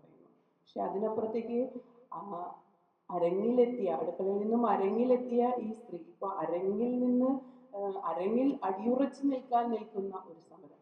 സത്യത്തിൽ സ്ത്രീയെ സംബന്ധിച്ചിടത്തോളം എന്നും സഹനങ്ങളുടെ അല്ല, സമരങ്ങളുടെ ഒരു വേദി തന്നെയാണ് അരങ്ങ് എന്ന് പറയുന്നത്. കാരണം ഇപ്പം ഒരിക്കൽ എന്നെ ഒരു സ്ഥലത്ത് ഇൻട്രൊഡ്യൂസ് ചെയ്യാണ്. അപ്പോൾ അവര് സംഘാടകർ പറഞ്ഞു മാധ്യമ പ്രവർത്തക എന്ന് പറഞ്ഞു. ഞാൻ പറഞ്ഞു അതൊരു നാടകവേദിയാണ്, അവിടെ ഞാൻ നാടകക്കാരിയാണ് എന്ന് പറയും. അപ്പോൾ അങ്ങനെയല്ല, അത് കുറച്ചുകൂടി അഡ്രസ്സ് ചെയ്യുമ്പോൾ കുറച്ചും കൂടി ഒരു ഇത് എന്ന് പറയും. അതിലെന്ത് ന്യായമാണുള്ളത് എന്ന് വർഷങ്ങൾക്ക് മുമ്പ് ഞാൻ ആലോചിച്ചു. അന്ന് നമ്മൾ ജേർണലിസം പത്രപ്രവർത്തനം തുടങ്ങിയ ആ ഒരു സമയത്തായിരുന്നു. അത് കഴിഞ്ഞ് ഇപ്പോൾ എത്തിക്കഴിഞ്ഞ് കഴിഞ്ഞപ്പോൾ എന്തിനാണ് അന്ന് അങ്ങനെ പറഞ്ഞതിൽ ഒരു അത്ഭുതമില്ല. കാരണം എന്ന് വെച്ച് കഴിഞ്ഞാൽ 2 ദിവസം മുമ്പാണ് നമ്മുടെ ഫേസ്ബുക്കിലെല്ലാം നാടക നടികളെ വളരെ മോശമായി ചിത്രീകരിച്ചുകൊണ്ടുള്ള ഒരു പരാമർശം വന്നത്. അത് വളരെ കൃത്യമായി നിലപാടെടുത്ത് സ്ത്രീകളും പുരുഷന്മാരും അതിനകത്ത് നിലപാടെടുത്ത് സോഷ്യൽ മീഡിയയിൽ വളരെ ശക്തമായി സമരം ചെയ്തുകൊണ്ട് ആ സ്കിറ്റ് മാധ്യമത്തിൽ നിന്നത് പിൻവലിക്കുകയുണ്ടായിരുന്നു. എന്തുകൊണ്ട്? നമ്മൾ ഒറ്റക്കെട്ടായി നിന്നുകൊണ്ട് നമ്മൾ അതിനെ സമരം ചെയ്തുകൊണ്ട് തന്നെ അതിനെ പിൻവലിക്കാൻ കഴിഞ്ഞു. അപ്പോൾ ഇവിടെ ഇപ്പോഴും മാറാത്ത ഒരു മനോനില, അത് ഒരു ചുരുങ്ങിയ വിഭാഗത്തിനും അത് തുടരുന്നു എന്നുള്ളത് തന്നെയാണ്. നേരത്തെ പറഞ്ഞ പോലെ അഡ്രസ്സ് ചെയ്യുമ്പോൾ ആരെ എന്നുള്ളതും ഈ ഹാസ്യത്തിന് വേണ്ടി നാടക നടികളെ ചിത്രീകരിക്കുന്നത് എങ്ങനെയെന്നുള്ളത് തമ്മിലുള്ള ആ ഒരു കോൺട്രഡിക്ഷൻ ഇപ്പോഴും തുടരുന്നുണ്ട്. ഒപ്പം തന്നെ മറ്റൊരു കാര്യം ഞാൻ പറയാൻ ആഗ്രഹിക്കുന്നത് ഈ അരങ്ങിലെ സ്ത്രീ എന്നുള്ളത്. അരങ്ങിലെ സ്ത്രീയെ ഇപ്പം മാധ്യമങ്ങൾക്ക് നമ്മുടെ ജീവിതത്തിൽ വലിയൊരു പങ്കുണ്ട്. നമ്മുടെ ജീവിതത്തിന്റെ ഗതിവിഗതികളെ നിയന്ത്രിക്കുന്നതിലും സ്വാധീനിക്കുന്നതിലും മാധ്യമങ്ങൾക്ക് വലിയൊരു പങ്കുണ്ട്. അത് ആ ഒരു യാഥാർത്ഥ്യത്തെ നമ്മൾ അംഗീകരിക്കാതെ പോകാൻ വയ്യ. അങ്ങനെ നിൽക്കുമ്പോൾ അരങ്ങിലെ സ്ത്രീ ഒരു ഒരു ഒരു ഒരു ഇതാണ് അരങ്ങിലെ സ്ത്രീ, സിനിമയിലെ സ്ത്രീ, ഈ രണ്ട് സ്ത്രീകളെ എങ്ങനെയാണ് മാധ്യമങ്ങൾ കാണുന്നത് എന്നുള്ളത്. ഞാനൊരു പഠനത്തിന്റെ ഭാഗമായിട്ട് ഞാൻ അരങ്ങിലെ സ്ത്രീയെ മാധ്യമങ്ങൾ എങ്ങനെ സമീപിക്കുന്നു എന്നറിയാൻ വേണ്ടി കുറേ പരതി നോക്കി. 80കൾ തൊട്ടുള്ള മലയാള പത്രങ്ങൾ, മാസികകൾ, അങ്ങനെ തൊട്ട് ഇപ്പോൾ വരേക്കുള്ള ഒരുപാട് പത്രങ്ങളും ഒക്കെ ഞാൻ പരതി നോക്കിയിട്ടുണ്ടായിരുന്നു. പക്ഷെ എത്ര പരതിയാലും അതിനകത്ത് നമ്മൾ ഈ പഴയ പത്രങ്ങൾ ഇങ്ങനെ പരതി നോക്കുന്നു എന്നുള്ളതല്ലാതെ അതിനകത്ത് അരങ്ങിലെ സ്ത്രീയെ നമുക്ക് കാണാൻ കഴിയുന്നില്ല. അത് കാണാൻ കഴിയുന്നില്ല എന്നുള്ളതാണ് എൻ്റെ പഠനത്തിന് അടിവരയിടുന്ന ഒരു കാര്യം. കാരണം മാധ്യമങ്ങൾ അരങ്ങിലെ സ്ത്രീകൾക്ക് അത്ര കണ്ട് ഒരു പ്രാധാന്യം നൽകുന്നില്ല എന്നുള്ളതാണ്. എന്നാൽ അതേസമയം ആകട്ടെ സിനിമയിലെ സ്ത്രീകളുടെ ഒരു അഭിമുഖങ്ങൾ അതൊക്കെ വരുന്നു. അതൊരിക്കലും അതൊരു നാടകത്തിലെ സ്ത്രീകളുടെ ഇന്റർവ്യൂ വരുന്നു അല്ലെങ്കിൽ സിനിമയിലെ സ്ത്രീകളുടെ ഇന്റർവ്യൂ വരുന്നു ആ ഒരു രീതിയിൽ നിങ്ങൾ അതിനെ കാണരുത്. ഇതൊരു രേഖപ്പെടുത്തി വെക്കലാണ്. മാധ്യമങ്ങൾ എന്ന് പറഞ്ഞു കഴിഞ്ഞാൽ അതൊരു രേഖപ്പെടുത്തി വെക്കലാണ്. ആ രേഖപ്പെടുത്തി വെക്കലിനകത്ത് എവിടെയും, അതായത് ഒരു നാടകം നമുക്കിടയിൽ നടന്നു പോകും അല്ലെ, അപ്പൊ എത്രമാത്രം നാടകങ്ങൾ ഇപ്പൊ നടന്നു പോകും, നമുക്കിടയിൽ നടക്കുന്നുണ്ട്. ആ നാടകങ്ങളെല്ലാം കഴിഞ്ഞു പോകുന്നു. ആ നാടകത്തിൽ ഒരുപാട് സ്ത്രീകൾ ഇപ്പം നിറയെ ലൈറ്റ് ചെയ്യുന്നുണ്ട്, സ്ക്രിപ്റ്റ് ചെയ്യുന്നുണ്ട്, സെറ്റ് ചെയ്യുന്നുണ്ട്, അങ്ങനെ ഒരുപാട് നിലയിൽ സ്ത്രീകൾ പ്രവർത്തിക്കുന്നുണ്ട്. പക്ഷെ അത് കഴിഞ്ഞു കഴിഞ്ഞാൽ നമുക്ക് വേണമെങ്കിൽ വളരെ ആലങ്കാരികമായിട്ട് പറയാൻ കഴിയും, ഒരു കല അത് ആസ്വാദകന്റെ മനസ്സിൽ ജീവിച്ചിരിക്കുന്നിടത്തോളം അതിനൊരു മരണമില്ല എന്നൊക്കെ നമുക്ക് വേണമെങ്കിൽ ആലങ്കാരികമായിട്ടൊക്കെ പറയാം. പക്ഷെ അങ്ങനെയല്ല. ഈ രേഖപ്പെടുത്തി വെക്കൽ എന്നുള്ളത്, ഇപ്പോൾ ടീച്ചർ ഇപ്പോൾ തൊഴിൽ കേന്ദ്രത്തിലേക്ക് എന്നുള്ള പുസ്തകം കൊണ്ടുവന്നു, അതൊരു ചരിത്രം തന്നെയാണത്. ചേച്ചി മലയാള നാടകത്തിലെ സ്ത്രീകളെ കുറിച്ചുള്ള ചേച്ചി ഒരു പുസ്തകം എഴുതി. എത്ര കുട്ടികളാണ് ഈ രണ്ട് പുസ്തകങ്ങളും റെഫർ ചെയ്യുന്നത്. പക്ഷെ അങ്ങനെ നോക്കുമ്പോൾ അതിനൊരു തുടർച്ച എന്ന് പറയാൻ പിന്നീട് എന്താണ് ഉണ്ടാവുന്നത്? ഈ മാധ്യമങ്ങൾ എന്നുള്ളതിലെ നമ്മൾ സ്ത്രീകളുടെ ഇന്റർവ്യൂകൾ, പിന്നെ അവരുടെ ഒരു അനുഭവങ്ങൾ, അതൊക്കെ ഒന്ന് എടുത്തു നോക്കുകയാണെന്നുണ്ടെങ്കിൽ എവിടെയില്ല. അതൊരു നോട്ടീസ് എങ്ങാനും അടിച്ചാൽ, നമ്മളാണെങ്കിൽ ഇപ്പോൾ ഈ വാട്സപ്പിന്റെയും ഇൻസ്റ്റഗ്രാമിന്റെയും ഒരു കാലത്തായാലും നമ്മൾ നാടകങ്ങളുടെ എല്ലാം നോട്ടീസുകളൊക്കെ നമ്മൾ അങ്ങനെയാണ് ഷെയർ ചെയ്യുന്നത് കൂടുതലായിട്ടും. നോക്കൂ, ആലോചിച്ച് നോക്കൂ, അതിനപ്പുറത്തേക്ക് എവിടെയാണ് ഇത് വരുന്നത്? ഇപ്പം മറ്റേ സുഡാനി ഫ്രം നൈജീരിയ, ആ സിനിമയിലൊക്കെ ആ സരസ്വതി ചേച്ചിയൊക്കെ വന്നുകൊണ്ടാണ് ചേച്ചിയെ മറ്റുള്ളവർ അറിയുന്നത്. ഈവൻ നമ്മുടെ സൺഡേ സപ്ലിമെന്റുകളിൽ എത്രത്തോളം മലയാള നാടകങ്ങൾക്ക് വേണ്ടി, നാടകങ്ങളുടെ റിവ്യൂസിന് വേണ്ടിയിട്ട് സ്പേസ് കൊടുക്കുന്നുണ്ട്? ഇല്ല. മലയാള നാടകങ്ങളുടെ റിവ്യൂസിന് സ്പേസ് കൊടുക്കാത്തടത്താണ് പിന്നീട് സ്ത്രീകളുടെ ഇന്റർവ്യൂകൾ കൊടുക്കുന്നത്. അതും വരുന്നില്ല.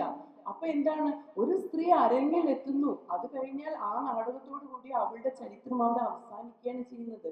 അപ്പോൾ അതിനൊരു മാറ്റം ആവശ്യമാണ്. നമുക്ക് വളരെ കൃത്യമായിട്ട് ഇന്റർവ്യൂകൾ, അഭിമുഖങ്ങൾ, മാധ്യമങ്ങളുടെ അത്തരത്തിലുള്ള ഒരു സമീപനം വളരെ മാറി വരേണ്ട ഒരു കാലത്തിലൂടെയാണ് നമ്മൾ കടന്നു പോകുന്നത്. അതുപോലെ തന്നെ ഇപ്പോൾ ആദ്യകാല നടി, ചേച്ചിയുടെ പുസ്തകത്തിൽ തന്നെയാണ് പറഞ്ഞല്ലേ, ആദ്യകാല നടി എന്ന് പറഞ്ഞ ബാലനെ, പള്ളുരുത്തി ലക്ഷ്മിയെ ബാലൻ എന്നുള്ള സിനിമയിൽ അഭിനയിച്ചത് കൊണ്ടാണ് അവര്. അല്ലെങ്കിൽ ചേച്ചി ഒന്ന് ആലോചിച്ചു, പള്ളുരുത്തി ലക്ഷ്മിയെ പിന്നീട് എങ്ങനെയാണ് കാലം രേഖപ്പെടുത്തുന്നത്? ഒരു ബാലൻ എന്നുള്ള സിനിമയിൽ അഭിനയിച്ച ഒരു നടി എന്നുള്ള രീതിയിലാണ്. അപ്പൊ അങ്ങനെ വരുമ്പോൾ നമുക്കിടയിൽ ഉണ്ടാകുന്ന സ്ത്രീകളുടെ എല്ലാം പേരുകള് ആ ഒരു അരങ്ങിലോട് കൂടിയിട്ട് അവസാനിച്ചു പോവുകയാണ് ചെയ്യുന്നത്. പിന്നെ ഇപ്പോ തൊഴിൽ കേന്ദ്രത്തിലേക്ക്, പിന്നെ മാനുഷി, പിന്നെ ടീച്ചറുടെ സമത നാടകം ചെയ്തിരുന്നത്, അതെല്ലാം കഴിഞ്ഞ് വന്നു. പിന്നെ 98-ല് ഈ പറഞ്ഞ പോലെ വുമൺസ് വർക്ക്ഷോപ്പിൽ അതിനകത്ത് പങ്കെടുത്തിരുന്ന ഒരാളാണ് ഞാൻ. അതിനുശേഷം പിന്നെ ഒരു തുടർച്ച എന്ന് പറയുന്ന ഒരു സംഭവമേ ഉണ്ടായിട്ടില്ല. പിന്നെ കഴിഞ്ഞ വർഷത്തെ ഇറ്റ്ഫോക്കിനാണ് അത് കുടുംബശ്രീകളാണ് അതിനകത്ത് പങ്കെടുത്തത്. ഒരു മോശപ്പെട്ട കാര്യം എന്നല്ല ഞാൻ പറഞ്ഞത്, പക്ഷെ വളരെ സീരിയസ് ആയിട്ട് നാടകത്തെ സമീപിക്കുന്ന ഒരു കൂട്ടം ആളുകൾ ഉണ്ടായിരിക്കുമ്പോൾ അവരുടെ ഒരു കൂടിച്ചേരലൊന്നും അവിടെ ഉണ്ടായില്ല. ഇത്തരത്തിലുള്ള ഒരു വളരെ വിമർശനം വരുന്നുണ്ട്, എന്തിനാണ് ഇത്തരത്തിലുള്ള ഒരു ഇത് എന്നുള്ളത്. പക്ഷെ അങ്ങനെയല്ല, ആ ഒരു കൂടിച്ചേരലിൽ വെച്ചിട്ട് സ്ത്രീകൾ അവരുടെ അനുഭവങ്ങൾ പങ്കിടുന്നു, പരസ്പരം പറയുന്നു. അവിടെ പുതിയൊരു നാടകത്തിന്റെ ഒരു വലിയൊരു ലക്ഷ്യബോധം ഉണ്ടാവാണ്ട്. ഇപ്പൊ ഞാൻ ഈ 98-ല് കേരള സംഗീത നാടക അക്കാദമി സംഘടിപ്പിച്ച വുമൺസ് തിയേറ്റർ വർക്ക്ഷോപ്പിൽ പങ്കെടുത്തപ്പോൾ ഉഷാകുമാർ ടീച്ചറായിരുന്നു അതിന്റെ ക്യാമ്പ് ഡയറക്ടർ. അവിടെ നമ്മൾ കുളിമുറി എന്ന് പറഞ്ഞൊരു നാടകം ചെയ്തു. ആ നാടകത്തിലെ കേരളത്തിലെ എല്ലാ ജില്ലകളിൽ നിന്നും വന്നിട്ടുള്ള 25 പെൺകുട്ടികൾ അതിനകത്ത് പങ്കെടുക്കും. ആ പെൺകുട്ടികൾക്കെല്ലാം പിന്നീട് വരുന്ന കാലത്തിലേക്ക് പറയാനായിട്ട് ആ ഒരു നാടക വർക്ക്ഷോപ്പിന്റെ എക്സ്പീരിയൻസ് ഉണ്ടായിരുന്നു. പക്ഷെ പിന്നീട് ഈ പറഞ്ഞ പോലെ ഉണ്ടായിട്ടില്ല. പിന്നെ ഈ പറഞ്ഞ പോലെ കഴിഞ്ഞ വർഷത്തെ ഇറ്റ്ഫോക്കിലാണ് കുടുംബശ്രീ പ്രവർത്തകർക്ക് വേണ്ടിയിട്ടുണ്ടായത്. പിന്നീട് നിരീക്ഷ കഴിഞ്ഞ വർഷവും ഈ വർഷവുമായിട്ട് സ്ത്രീകൾക്ക് വേണ്ടിയിട്ട് 2 വനിതാ നാടക ശില്പശാലകൾ, നാടകോത്സവം നടത്തുന്നുണ്ടായിരുന്നു. അതല്ലാതെ മറ്റൊന്നും ഉണ്ടാവുന്നില്ല. മറ്റൊരു രസകരമായ ഒരു കാര്യം പറയട്ടെ. ഇപ്പോൾ കേരളത്തിലെ സ്കൂൾ കലോത്സവ വേദികളിൽ ഞാൻ റിപ്പോർട്ടിങ്ങിന് എല്ലാ വർഷവും നാടകങ്ങളുടെ റിപ്പോർട്ടിങ്ങിന് ഞാൻ പോകാറുണ്ട്. എന്തുമാത്രം പെൺകുട്ടികളാണെന്നറിയോ നാടകങ്ങളിലൂടെ അരങ്ങിലെത്തുന്നത്. അവരെ കാണുമ്പോൾ നമുക്കിങ്ങനെ കൊതി വരും. ആ പെൺകുട്ടികളുടെ അഭിനയം കാണുമ്പോൾ കൊതി വരും. അത്രമാത്രം തിങ്ങി നിറഞ്ഞ സദസ്സിലും പെൺകുട്ടികൾ, അരങ്ങിലും പെൺകുട്ടികൾ, ഇങ്ങനെ വേദി സമ്പുഷ്ടമായി നമ്മുടെ മനസ്സും ഹൃദയവും ഒക്കെ നിറച്ചു നിർത്തുന്ന അത്രയും പെൺകുട്ടികളാണ് ഉണ്ടാവുന്നത്. പക്ഷെ അത് കഴിഞ്ഞ് ഈ പെൺകുട്ടികളൊക്കെ പിന്നീട് എവിടേക്ക് പോകുന്നു? ഇവര് ആ ഒരു ഗ്രേഡിംഗ് സിസ്റ്റത്തിന് വേണ്ടിയിട്ട് അവർ വരുന്നു. അത് കഴിഞ്ഞ് പിന്നീട് അതിനൊരു തുടർച്ച ഉണ്ടാവുന്നില്ല എന്നുള്ളതും നമ്മുടെ സ്ത്രീ നാടക വേദിയുടെ മറ്റൊരു മുഖത്തെയാണ് കാണിക്കുന്നത്. കാരണം എന്ന് വെച്ച് കഴിഞ്ഞാൽ അവർ വളരെ സീരിയസ് ആയിട്ട് നാടകങ്ങളെ സമീപിക്കാൻ അവര് തുടർന്നും തയ്യാറാവുന്നില്ല എന്നുള്ളതാണ്. അപ്പൊ അവരെ ആ ഒരു ഇതിലേക്ക് കൊണ്ടുവരേണ്ടത് നമ്മുടെ എല്ലാവരുടെയും, ഈ വനിതാ നാടക പ്രവർത്തകരുടെ മാത്രമല്ല, ബാക്കി മുഴുവൻ ആളുകളുടെ, നാടകത്തെ സ്നേഹിക്കുന്ന മുഴുവൻ ആളുകളുടെയും ഉത്തരവാദിത്തം തന്നെയാണത്. മറ്റൊന്ന്, നേരത്തെ പറഞ്ഞ പോലെ കേരളത്തിലെ പ്രമുഖ നാടകോത്സവങ്ങളിലെല്ലാം പുരുഷ നാടകങ്ങൾ വളരെ ആകർഷിക്കപ്പെടുന്ന ഒരു കാലമാണ്. ഇതിനകത്ത് എത്ര സ്ത്രീ സംവിധായകരായിട്ടുള്ള നാടകക്കാരുടെ നാടകങ്ങൾ വരുന്നുണ്ട് എന്നുള്ളതാണ്. വരുന്നില്ല. എന്തുകൊണ്ടാണ്? ഇപ്പോൾ ചേച്ചി പറഞ്ഞതുപോലെ ഇവർക്കാർക്കും അല്ലെങ്കിൽ നമുക്കാർക്കും അങ്ങനെ നാടകം ചെയ്യാൻ അത്ര മോശപ്പെട്ടവരായതുകൊണ്ടല്ല. പക്ഷേ അതിനകത്ത് ഏറ്റവും പ്രധാനമായി എനിക്ക് തോന്നിയിട്ടുള്ളത് ഫണ്ടിങ് എന്നുള്ളത് തന്നെയാണ്. ഫണ്ട് വലിയ ഒരു സംഭവം തന്നെയാണ്. ഈ സ്ത്രീകളിൽ വിശ്വസിച്ച് ലക്ഷ്യങ്ങൾ ഏൽപ്പിച്ചു കൊടുത്ത് ഒരു നാടകം ചെയ്യാനായിട്ട് എന്തുകൊണ്ട് അക്കാദമികൾക്കൊന്നും ഒരു ധൈര്യം വരുന്നില്ല? അവർക്കൊരു നാടകം കൊടുത്തു കഴിഞ്ഞാൽ അത് മോശം ഒരു റിസൾട്ട് ആയിരിക്കുമോ വരിക? അവിടെ വളരെ പേര് നോക്കിയും ആളെ നോക്കിയും മാത്രമൊക്കെ തന്നെയാണ് നാടകങ്ങളെ സമീപിക്കുന്നതെന്ന് വിശ്വസിക്കുന്ന ഒരാൾ തന്നെയാണ് ഞാൻ. ആ ഒരു വർഷങ്ങളായിട്ടുള്ള ഒരു ലിസ്റ്റ് കണ്ടു കഴിഞ്ഞാൽ നമുക്കറിയാൻ പറ്റുമല്ലോ. പക്ഷേ വളരെ ആ രീതിയിൽ നാടകത്തെ സമീപിക്കാനായിട്ട് സ്ത്രീകൾ തയ്യാറാണ്, സ്ത്രീ സംവിധായകർ തയ്യാറാണ്, രചയിതാക്കൾ തയ്യാറാണ്. പക്ഷേ നിർഭാഗ്യവശാൽ കേരളത്തിലെ പ്രമുഖ നാടകോത്സവങ്ങളിൽ ഒന്നും തന്നെ സ്ത്രീ സംവിധായകരെ കാണാനില്ല, സ്ത്രീ രചയിതാക്കളെ കാണില്ല. അവിടെ അവർ അകറ്റി നിർത്തപ്പെടുന്നു. എന്നിട്ട് മനോഹരമായി സ്ത്രീ നാടക വേദിയെ കുറിച്ച് സംസാരിക്കാൻ സ്ത്രീ നാടക പ്രവർത്തകരെ ക്ഷണിക്കപ്പെടുകയും ചെയ്യുന്നു എന്നുള്ളത് വളരെ ഖേദകരമായ ഒരു കാര്യം തന്നെയാണ്. അത് കൂട്ടിച്ചേർക്കാതെ വയ്യ തന്നെ. അപ്പോൾ നിങ്ങൾ ലക്ഷങ്ങൾ തരണ്ട. ഈ തരുന്ന 2 ലക്ഷമാണ് കൊടുക്കുന്നതെങ്കിൽ അത് 2 നാടക സംഘങ്ങൾക്ക് വേണ്ടി കൊടുക്കൂ. 2 നാടകങ്ങൾ അരങ്ങിലെത്തട്ടെ, കൂടുതൽ നാടകങ്ങൾ അരങ്ങിലെത്തട്ടെ എന്ന് വിശ്വസിക്കുന്ന ഒരാളാണ് ഞാൻ. മറ്റൊന്ന്, സ്ത്രീകൾ സംഘാടനം വഹിക്കുന്ന, സ്ത്രീകൾ നേതൃത്വം നൽകുന്ന നാടക സംഘങ്ങൾ കേരളത്തിൽ നിരവധിയുണ്ട്. ഏറെയൊന്നും എന്ന് പറയാനില്ല, വളരെ അപൂർവമായിട്ടേ ഉള്ളൂ. നിരവധി എന്ന് പറയാൻ പറ്റില്ല, അപൂർവമായിട്ടേ ഉള്ളൂ. ഇപ്പോൾ ശ്രീ ചേച്ചി ചെയ്യുന്നു. ശ്രീ ചേച്ചിയുടെ നാടക സംഘത്തിന് ചേച്ചിയാണ് നേതൃത്വം കൊടുക്കുന്നത്. എൻ്റെ സമിതിക്ക് ഞാൻ തന്നെയാണ്.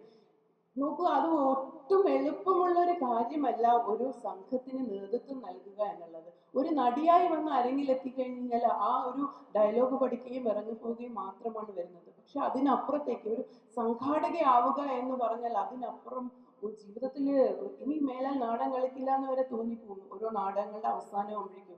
കാരണം കടം വന്ന് പെരുകി വന്ന് നമ്മൾ ജീവിതം കുത്തുവാളെടുക്കാന്ന് പറയില്ല, അങ്ങനത്തെ ഒരു അവസ്ഥയിലേക്ക് വരുന്നു. ഒരു നാടകത്തിന്റെ ഒരു തീപ്പെട്ടി തൊട്ടിട്ട് നമ്മളൊരു സംഘാടകയാവുമ്പോൾ അല്ലേ മാഷെ, നമ്മളൊരു ഒരു തീപ്പെട്ടിക്ക് വരെ നമ്മളോട് ചോദിക്കും, അയ്യോ അത് എവിടെ, അതെവിടെ, ഇതെവിടെ എന്ന് ചോദിക്കും. അപ്പൊ നമ്മൾ എന്താണ്, നമ്മൾ ഡയലോഗ് ആലോചിക്കുകയാണോ, നാടകത്തിന്റെ സംവിധാനം ആലോചിക്കുകയാണോ, അതെയോ ഈ പറയുന്ന ആൾക്ക് തീപ്പെട്ടി മറ്റു സംവിധാനവും ലൈറ്റും കട്ടനും കെട്ടുകയാണോ വേണ്ടതെന്നുള്ളതാണ്. അപ്പോൾ ആ രീതി അത്തരം സ്ത്രീകളോട് കുറച്ചെങ്കിലും ഒരു ബഹുമാനം നൽകി അവരുടെ നാടകങ്ങൾ കുറച്ച് പ്രാധാന്യം നൽകണം. ആ നാടകങ്ങൾക്ക് ഈ തെരഞ്ഞെടുപ്പ് കമ്മിറ്റികൾ ഉണ്ടല്ലോ, തെരഞ്ഞെടുപ്പ് കമ്മിറ്റികളിൽ ഇത്തരം സ്ത്രീകൾ സംഘാടകരായിട്ടുള്ള നാടക സംഘങ്ങൾക്ക് കുറച്ചും കൂടി പ്രാധാന്യം നൽകണമെന്നും കൂടി ഈ ഒരു അവസരത്തിൽ ഞാൻ ആവശ്യം മുന്നോട്ട് വയ്ക്കുകയാണ്. മറ്റൊന്ന്, ഈ സ്ത്രീകൾക്ക് ഇപ്പോഴും അരങ്ങിലെ സ്ത്രീ ഇപ്പോഴും 500, 1000 രൂപയാണ് ഇപ്പോഴും വേതനം കിട്ടുന്നത്. അവരെ നാടകത്തിന് അഭിനയിക്കാൻ പോകുമ്പോൾ 500, 1000 രൂപയ്ക്ക് തന്നെയാണ് ഇപ്പോഴും അവർക്ക് വേതനം കിട്ടുന്നത്. അത് ആരോഗ്യമുള്ളിടത്തോളം കാലം അരങ്ങിൽ അവൾ റാണിയും രാജകുമാരിയും ഒക്കെ ആവും. പക്ഷേ അവളുടെ ജീവിതത്തിന്റെ ഒരു സായന്തനം എത്തട്ടെ, 5 പൈസ ഇല്ലാതെ വീട്ടിലിരിക്കേണ്ടി വരുന്ന ഒരു അവസ്ഥയാണ്. ഞാൻ ഒരുപാട് കുറച്ച് സ്ത്രീകൾ, ഒരു 10-50ഓളം സ്ത്രീകളെ ഞാൻ ഒരു പഠനം നടത്തി. സ്ത്രീകളിൽ എങ്ങനെയാണ് അവർ ജീവിതം, വാർദ്ധക്യം എങ്ങനെയാണെന്ന്. സർക്കാരിൽ നിന്ന് കിട്ടുന്ന അവശ്യകലാകാര പെൻഷൻ മാത്രമേ ഉള്ളൂ അവർക്ക്. ഈ അവശ്യകലാകാര പെൻഷനിലേക്കുള്ള ഒരു സഞ്ചാരം, അതുവരേക്കുള്ള ഒരു 500, 100, 1000 രൂപ മാത്രമാണ് അവരുടെ ജീവിതത്തിലെ ഏക സമ്പാദ്യം എന്ന് പറയുന്നത്. അപ്പോ അതിന് ഒരു മാറ്റം വരുത്തി അവരുടെ ജീവിതത്തിൽ എന്തെങ്കിലും സഹായങ്ങൾ ഈ അക്കാദമികൾക്ക് മുന്നോട്ട് വെക്കാൻ പറ്റുമെന്നുണ്ടെങ്കിൽ അതും നല്ലതാണ്. കാരണം ഒരു സ്ത്രീയെ ഞാൻ ഈ ഘട്ടത്തിൽ ഓർമ്മിച്ചുകൊണ്ട് അല്ലാതെ എനിക്ക് ഈ വാക്കുകൾ അവസാനിപ്പിക്കാൻ പറ്റില്ല. കാരണം നാടകം കളിക്കാൻ പോയപ്പോ ആ സ്ത്രീയുടെ ഹസ്ബൻഡ് കടുത്ത മദ്യപാനിയായിരുന്നു. അപ്പൊ പിന്നെന്താണ്, കുടുംബം നോക്കേണ്ട ഉത്തരവാദിത്വം ഈ സ്ത്രീക്കാണ്. ഇവര് നാടകം കളിച്ച് കിട്ടുന്ന പൈസ കൊണ്ട് വേണം ഇവർക്ക് കുടുംബം നോക്കാനായിട്ട്. അപ്പൊ ഒരു തവണ ഈ സ്ത്രീ നാടകം കളിക്കാൻ പോകുമ്പോ ഭർത്താവ് പറഞ്ഞു, ഇനി നാടകം കളിക്കാൻ പോണ്ട എന്ന് പറഞ്ഞു. പക്ഷെ അവര് പോയി. കാരണം എന്ന് വെച്ചാൽ ആ പൈസ കിട്ടിയിട്ട് വേണം അവർക്ക് അന്നത്തെ ദിവസം അല്ലെങ്കിൽ പിറ്റേ ദിവസം അവരുടെ വീട്ടിലെ അരി വേവാനായിട്ട്. പക്ഷെ ഇയാള് ഈ മദ്യത്തിന്റെ പുറത്ത് ഇയാള് ആത്മഹത്യ ചെയ്തു. പക്ഷേ ആ സ്ത്രീയെ കുടുംബവും സമൂഹവും എല്ലാം കുറ്റപ്പെടുത്തി.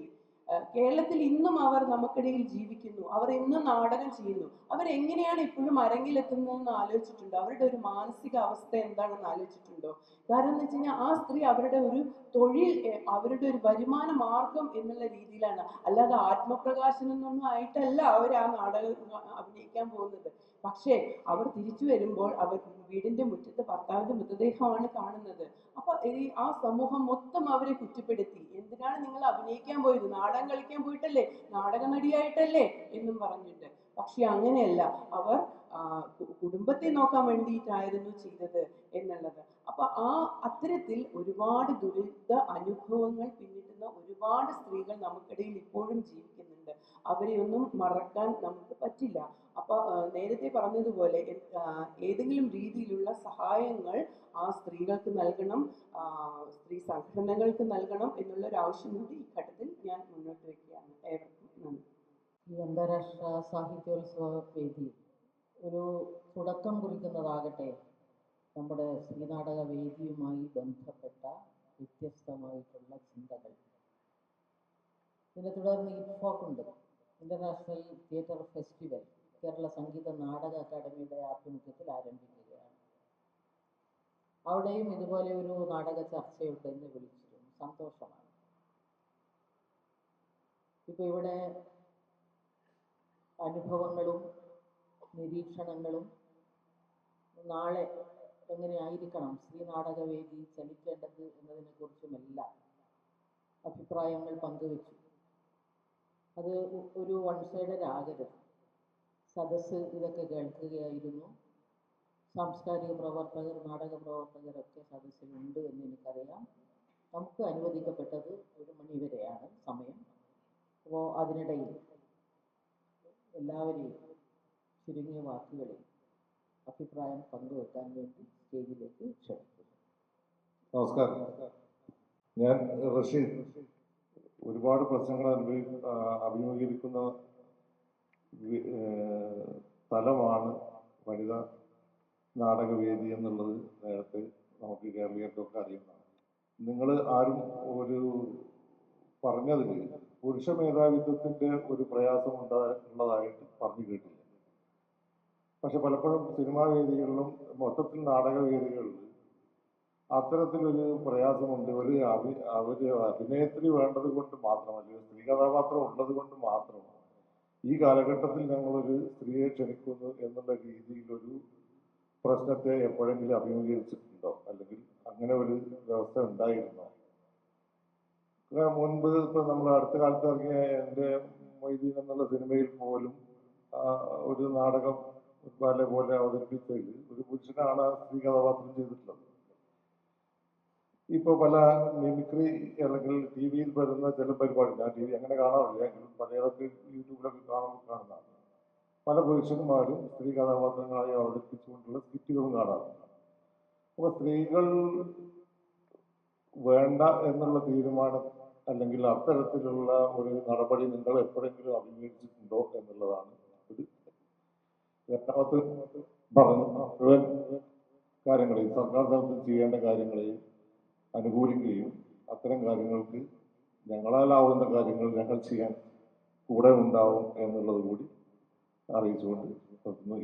ഇതൊരു ചോദ്യമല്ല, അത്തരം വല്ലതും ഉണ്ടായിരുന്നു എന്നുള്ളത് നിങ്ങളുടെ സംസാരങ്ങളിലൊന്നും വന്നു കണ്ടില്ല. അതുകൊണ്ടാണ് ഇത് എനിക്ക് വളരെ ഇൻട്രസ്റ്റിംഗ് ആയിട്ട് തോന്നുന്നുണ്ട്. കാരണം മൊത്തത്തിൽ അത് മാത്രമുള്ളൊരു സ്ഥലത്ത് നമ്മൾ പ്രത്യേകമായിട്ട് അത് പറയേണ്ട ആവശ്യമില്ലല്ലോ. അതിലാണല്ലോ നമ്മൾ ജീവിക്കുന്നത്. വളരെ പാട്രിയാർക്കലായിട്ടുള്ള ഒരു മീഡിയമാണ് നാടകവും സിനിമയും ഒക്കെ തന്നെ.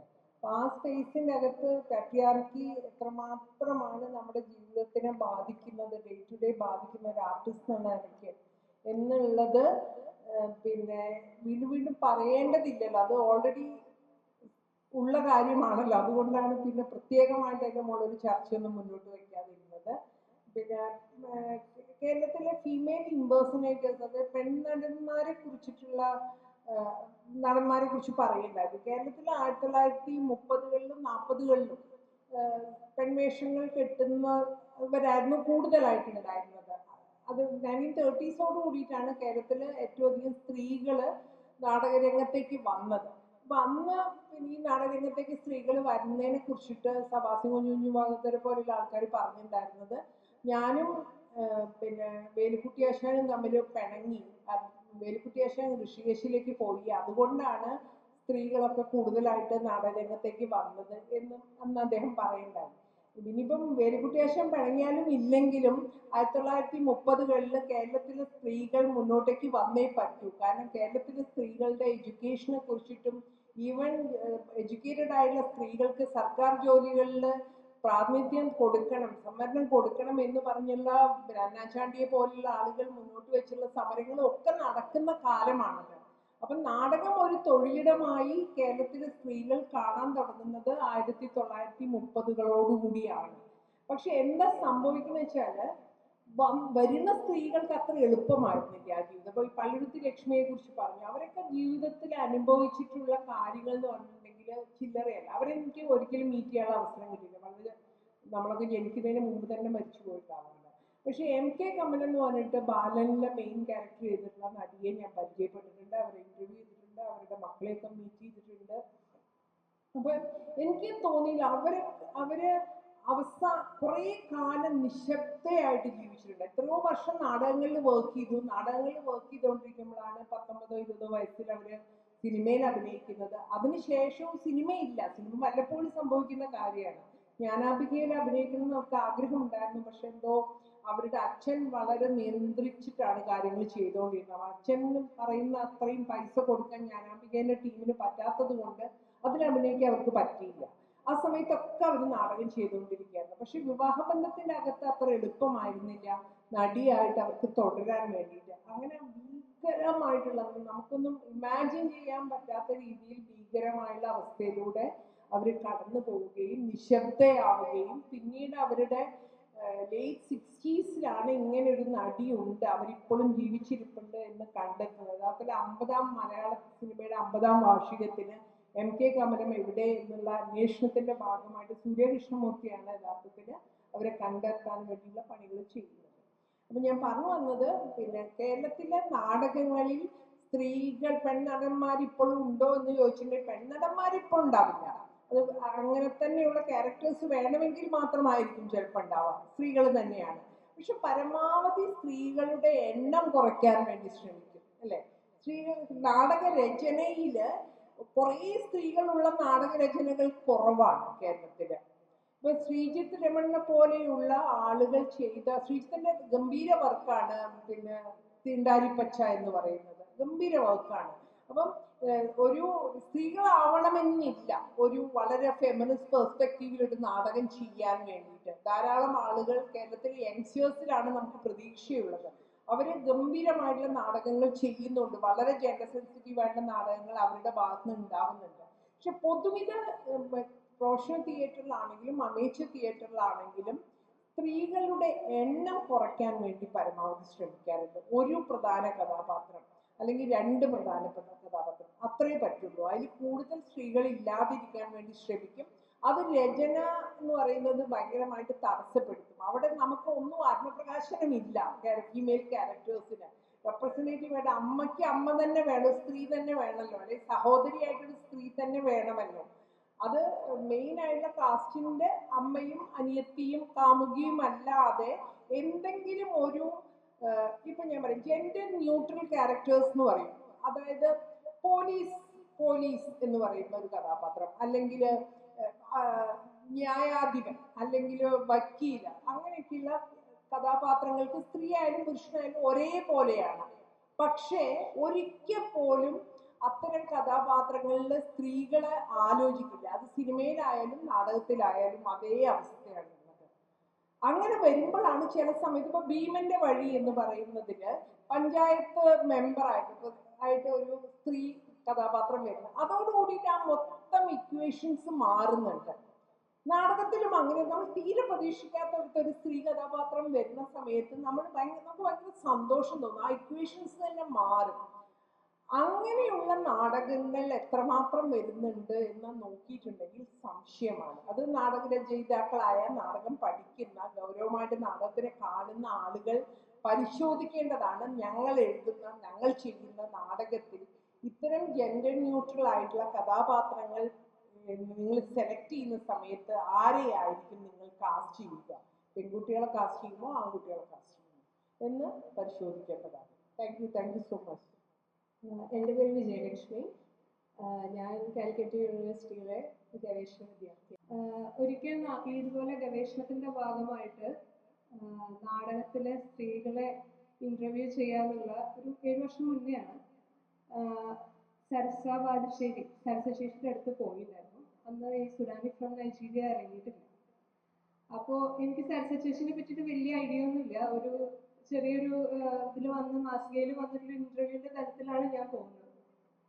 അപ്പോൾ സരസശേഷി ഞാൻ ചോദിച്ചു അവാർഡുകൾ എന്തെങ്കിലും കിട്ടിയിട്ടുണ്ടോ എന്ന് ചോദിച്ചു. അപ്പോൾ സരസശേഷി എൻ്റെ അടുത്ത് എനിക്ക് 3 സംസ്ഥാന അവാർഡ് കിട്ടിയിട്ടുണ്ടെന്ന്.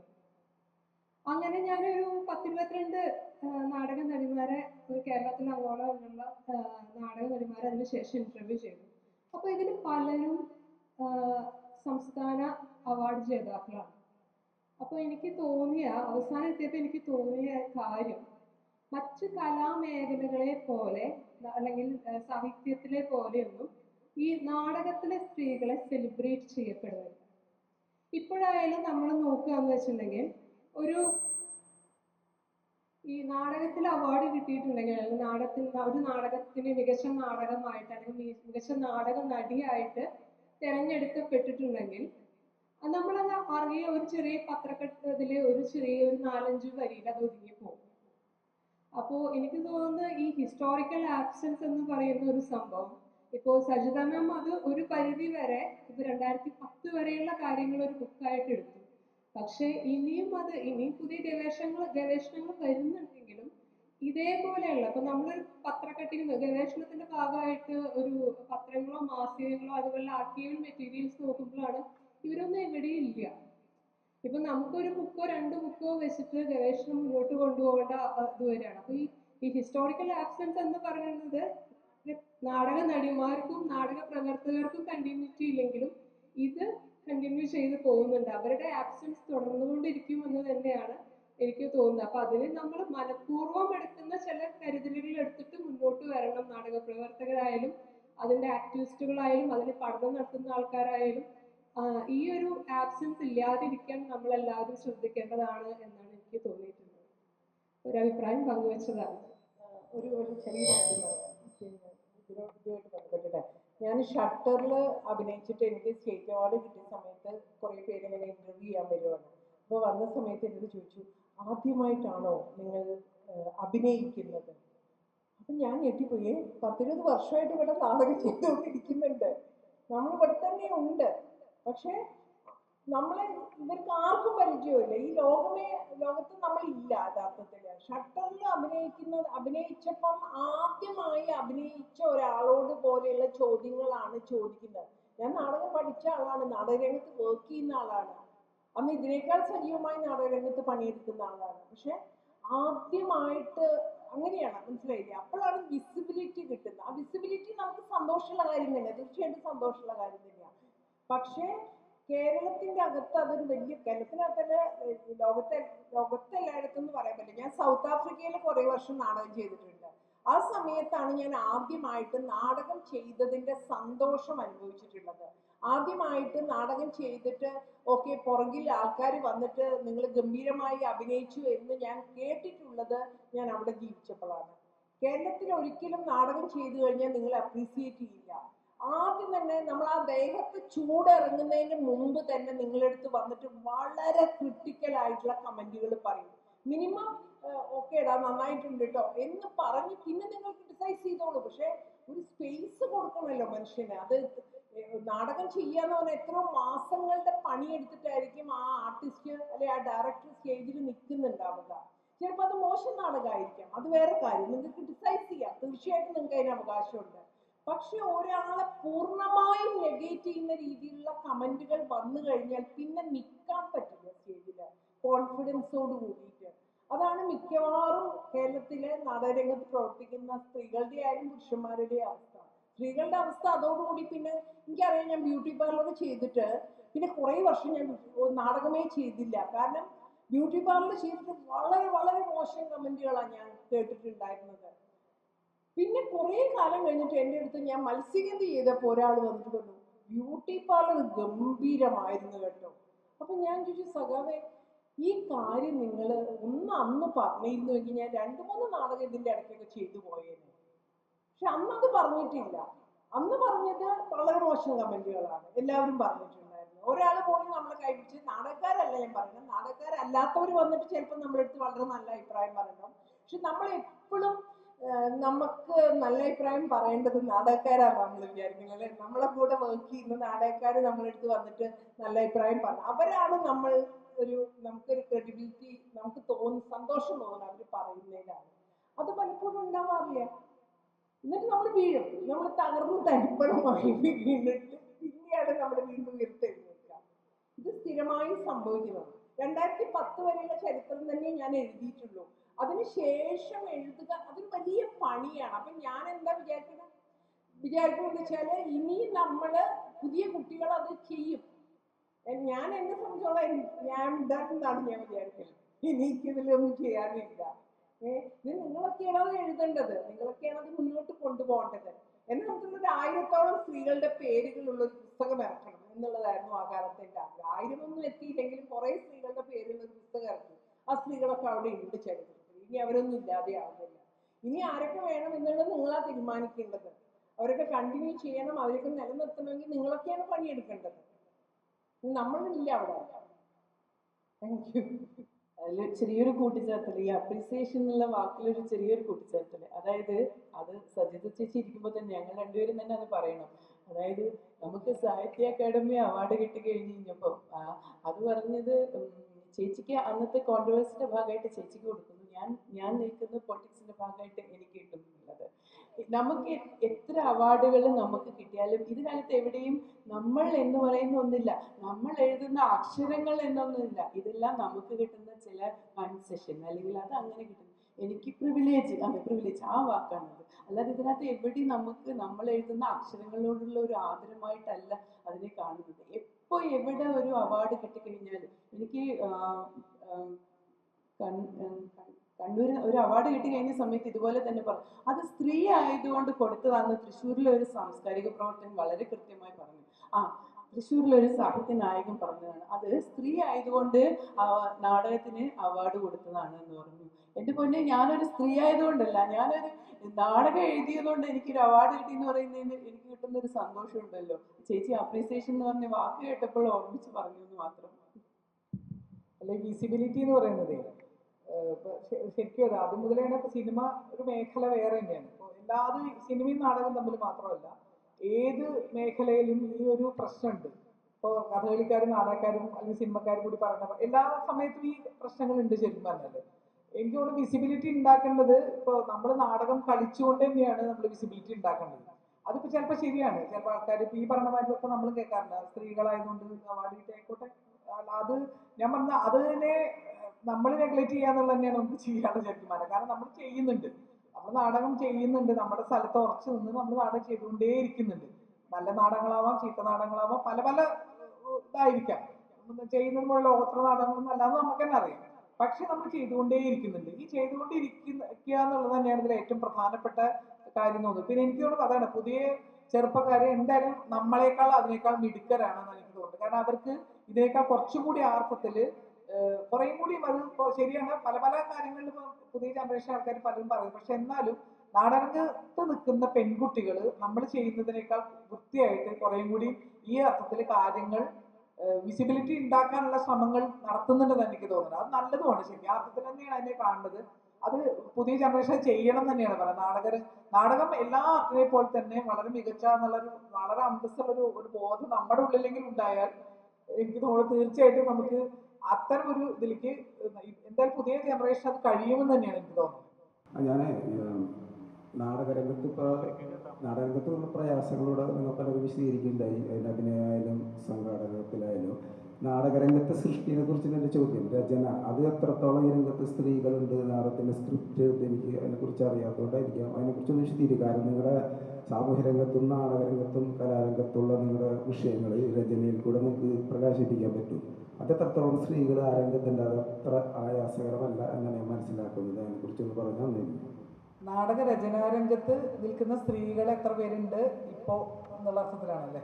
പൊതു എനിക്കല്ല ഒരു കാര്യം നാടകം എനിക്ക് തോന്നുന്നു നാടക രചനാരംഗത്ത് മുമ്പും ഇപ്പോഴും എണ്ണം കുറവ് തന്നെയാണ്.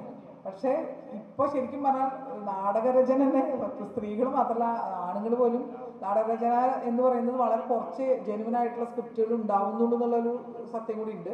അതിൻ്റെ ഒപ്പം തന്നെ ഇപ്പോഴും ഇപ്പോൾ സംവിധായകരും ആക്ടേഴ്സും ആയിട്ടുള്ള സ്ത്രീകൾ ധാരാളം വരുന്നുണ്ട്. പക്ഷെ രചന എന്നുള്ള രീതിയിൽ നിൽക്കുന്നവർ എണ്ണത്തിൽ വളരെ വളരെ കുറവ് തന്നെയാണ്. കുറച്ച് പേരുണ്ട്. ആളുകളുടെ പേരാണ് ഉദ്ദേശിക്കുന്നത്. ഒന്നെന്താ വെച്ചാൽ പിന്നെ നാടകരചനയെക്കുറിച്ചുള്ള സങ്കല്പങ്ങൾ നല്ലോണം മാറിയിട്ടുണ്ട്. അപ്പം അതുകൊണ്ട് തന്നെ പഴയതുപോലെ സുഘടിതമായ ഒരു രചനയുടെ അടിസ്ഥാനത്തിലല്ല പലപ്പോഴും നാടകങ്ങൾ ഉണ്ടായി വരുന്നത്. അപ്പം കൺസെപ്റ്റ് മാറുന്നതെന്ന് വെച്ചാൽ നാടകം രൂപപ്പെടുന്നതിൻ്റെ കൺസെപ്റ്റ് മാറുന്നത് കൊണ്ട് തന്നെ ടെക്സ്റ്റ് എന്നുള്ളത് പഴയ നമ്മൾ വിചാരിക്കുന്ന ഒരു ടെക്സ്റ്റ് വേണ്ടതില്ല ഇപ്പോഴത്തെ നാടകങ്ങൾ ചെയ്യാൻ വേണ്ടി. അങ്ങനെയല്ല ഡയറക്ടേഴ്സ് അതിനെ കാണുന്നത്. അപ്പം അതൊരു കാര്യമാണ്. പിന്നെ സ്ത്രീകൾ എല്ലാ കാലത്തും നാടകരംഗത്ത് ഉണ്ടായിരുന്നു. 1891 മുതൽ സ്ത്രീകൾ നാടകങ്ങൾ എഴുതുന്നുണ്ട്. അത് വേണ്ടത്ര രേഖപ്പെടുത്തിയിട്ടുണ്ടോ എന്നുള്ളത് മാത്രമാണ് സംശയം. ഇപ്പോഴും നാടകങ്ങൾ എഴുതുന്ന സ്ത്രീകളുണ്ട്, വലിയ എണ്ണത്തിൽ ഉണ്ടാവില്ല. പക്ഷെ നാടകം എഴുതുന്ന പുരുഷന്മാരുടെ എണ്ണവും കുറവ് തന്നെയാണ്.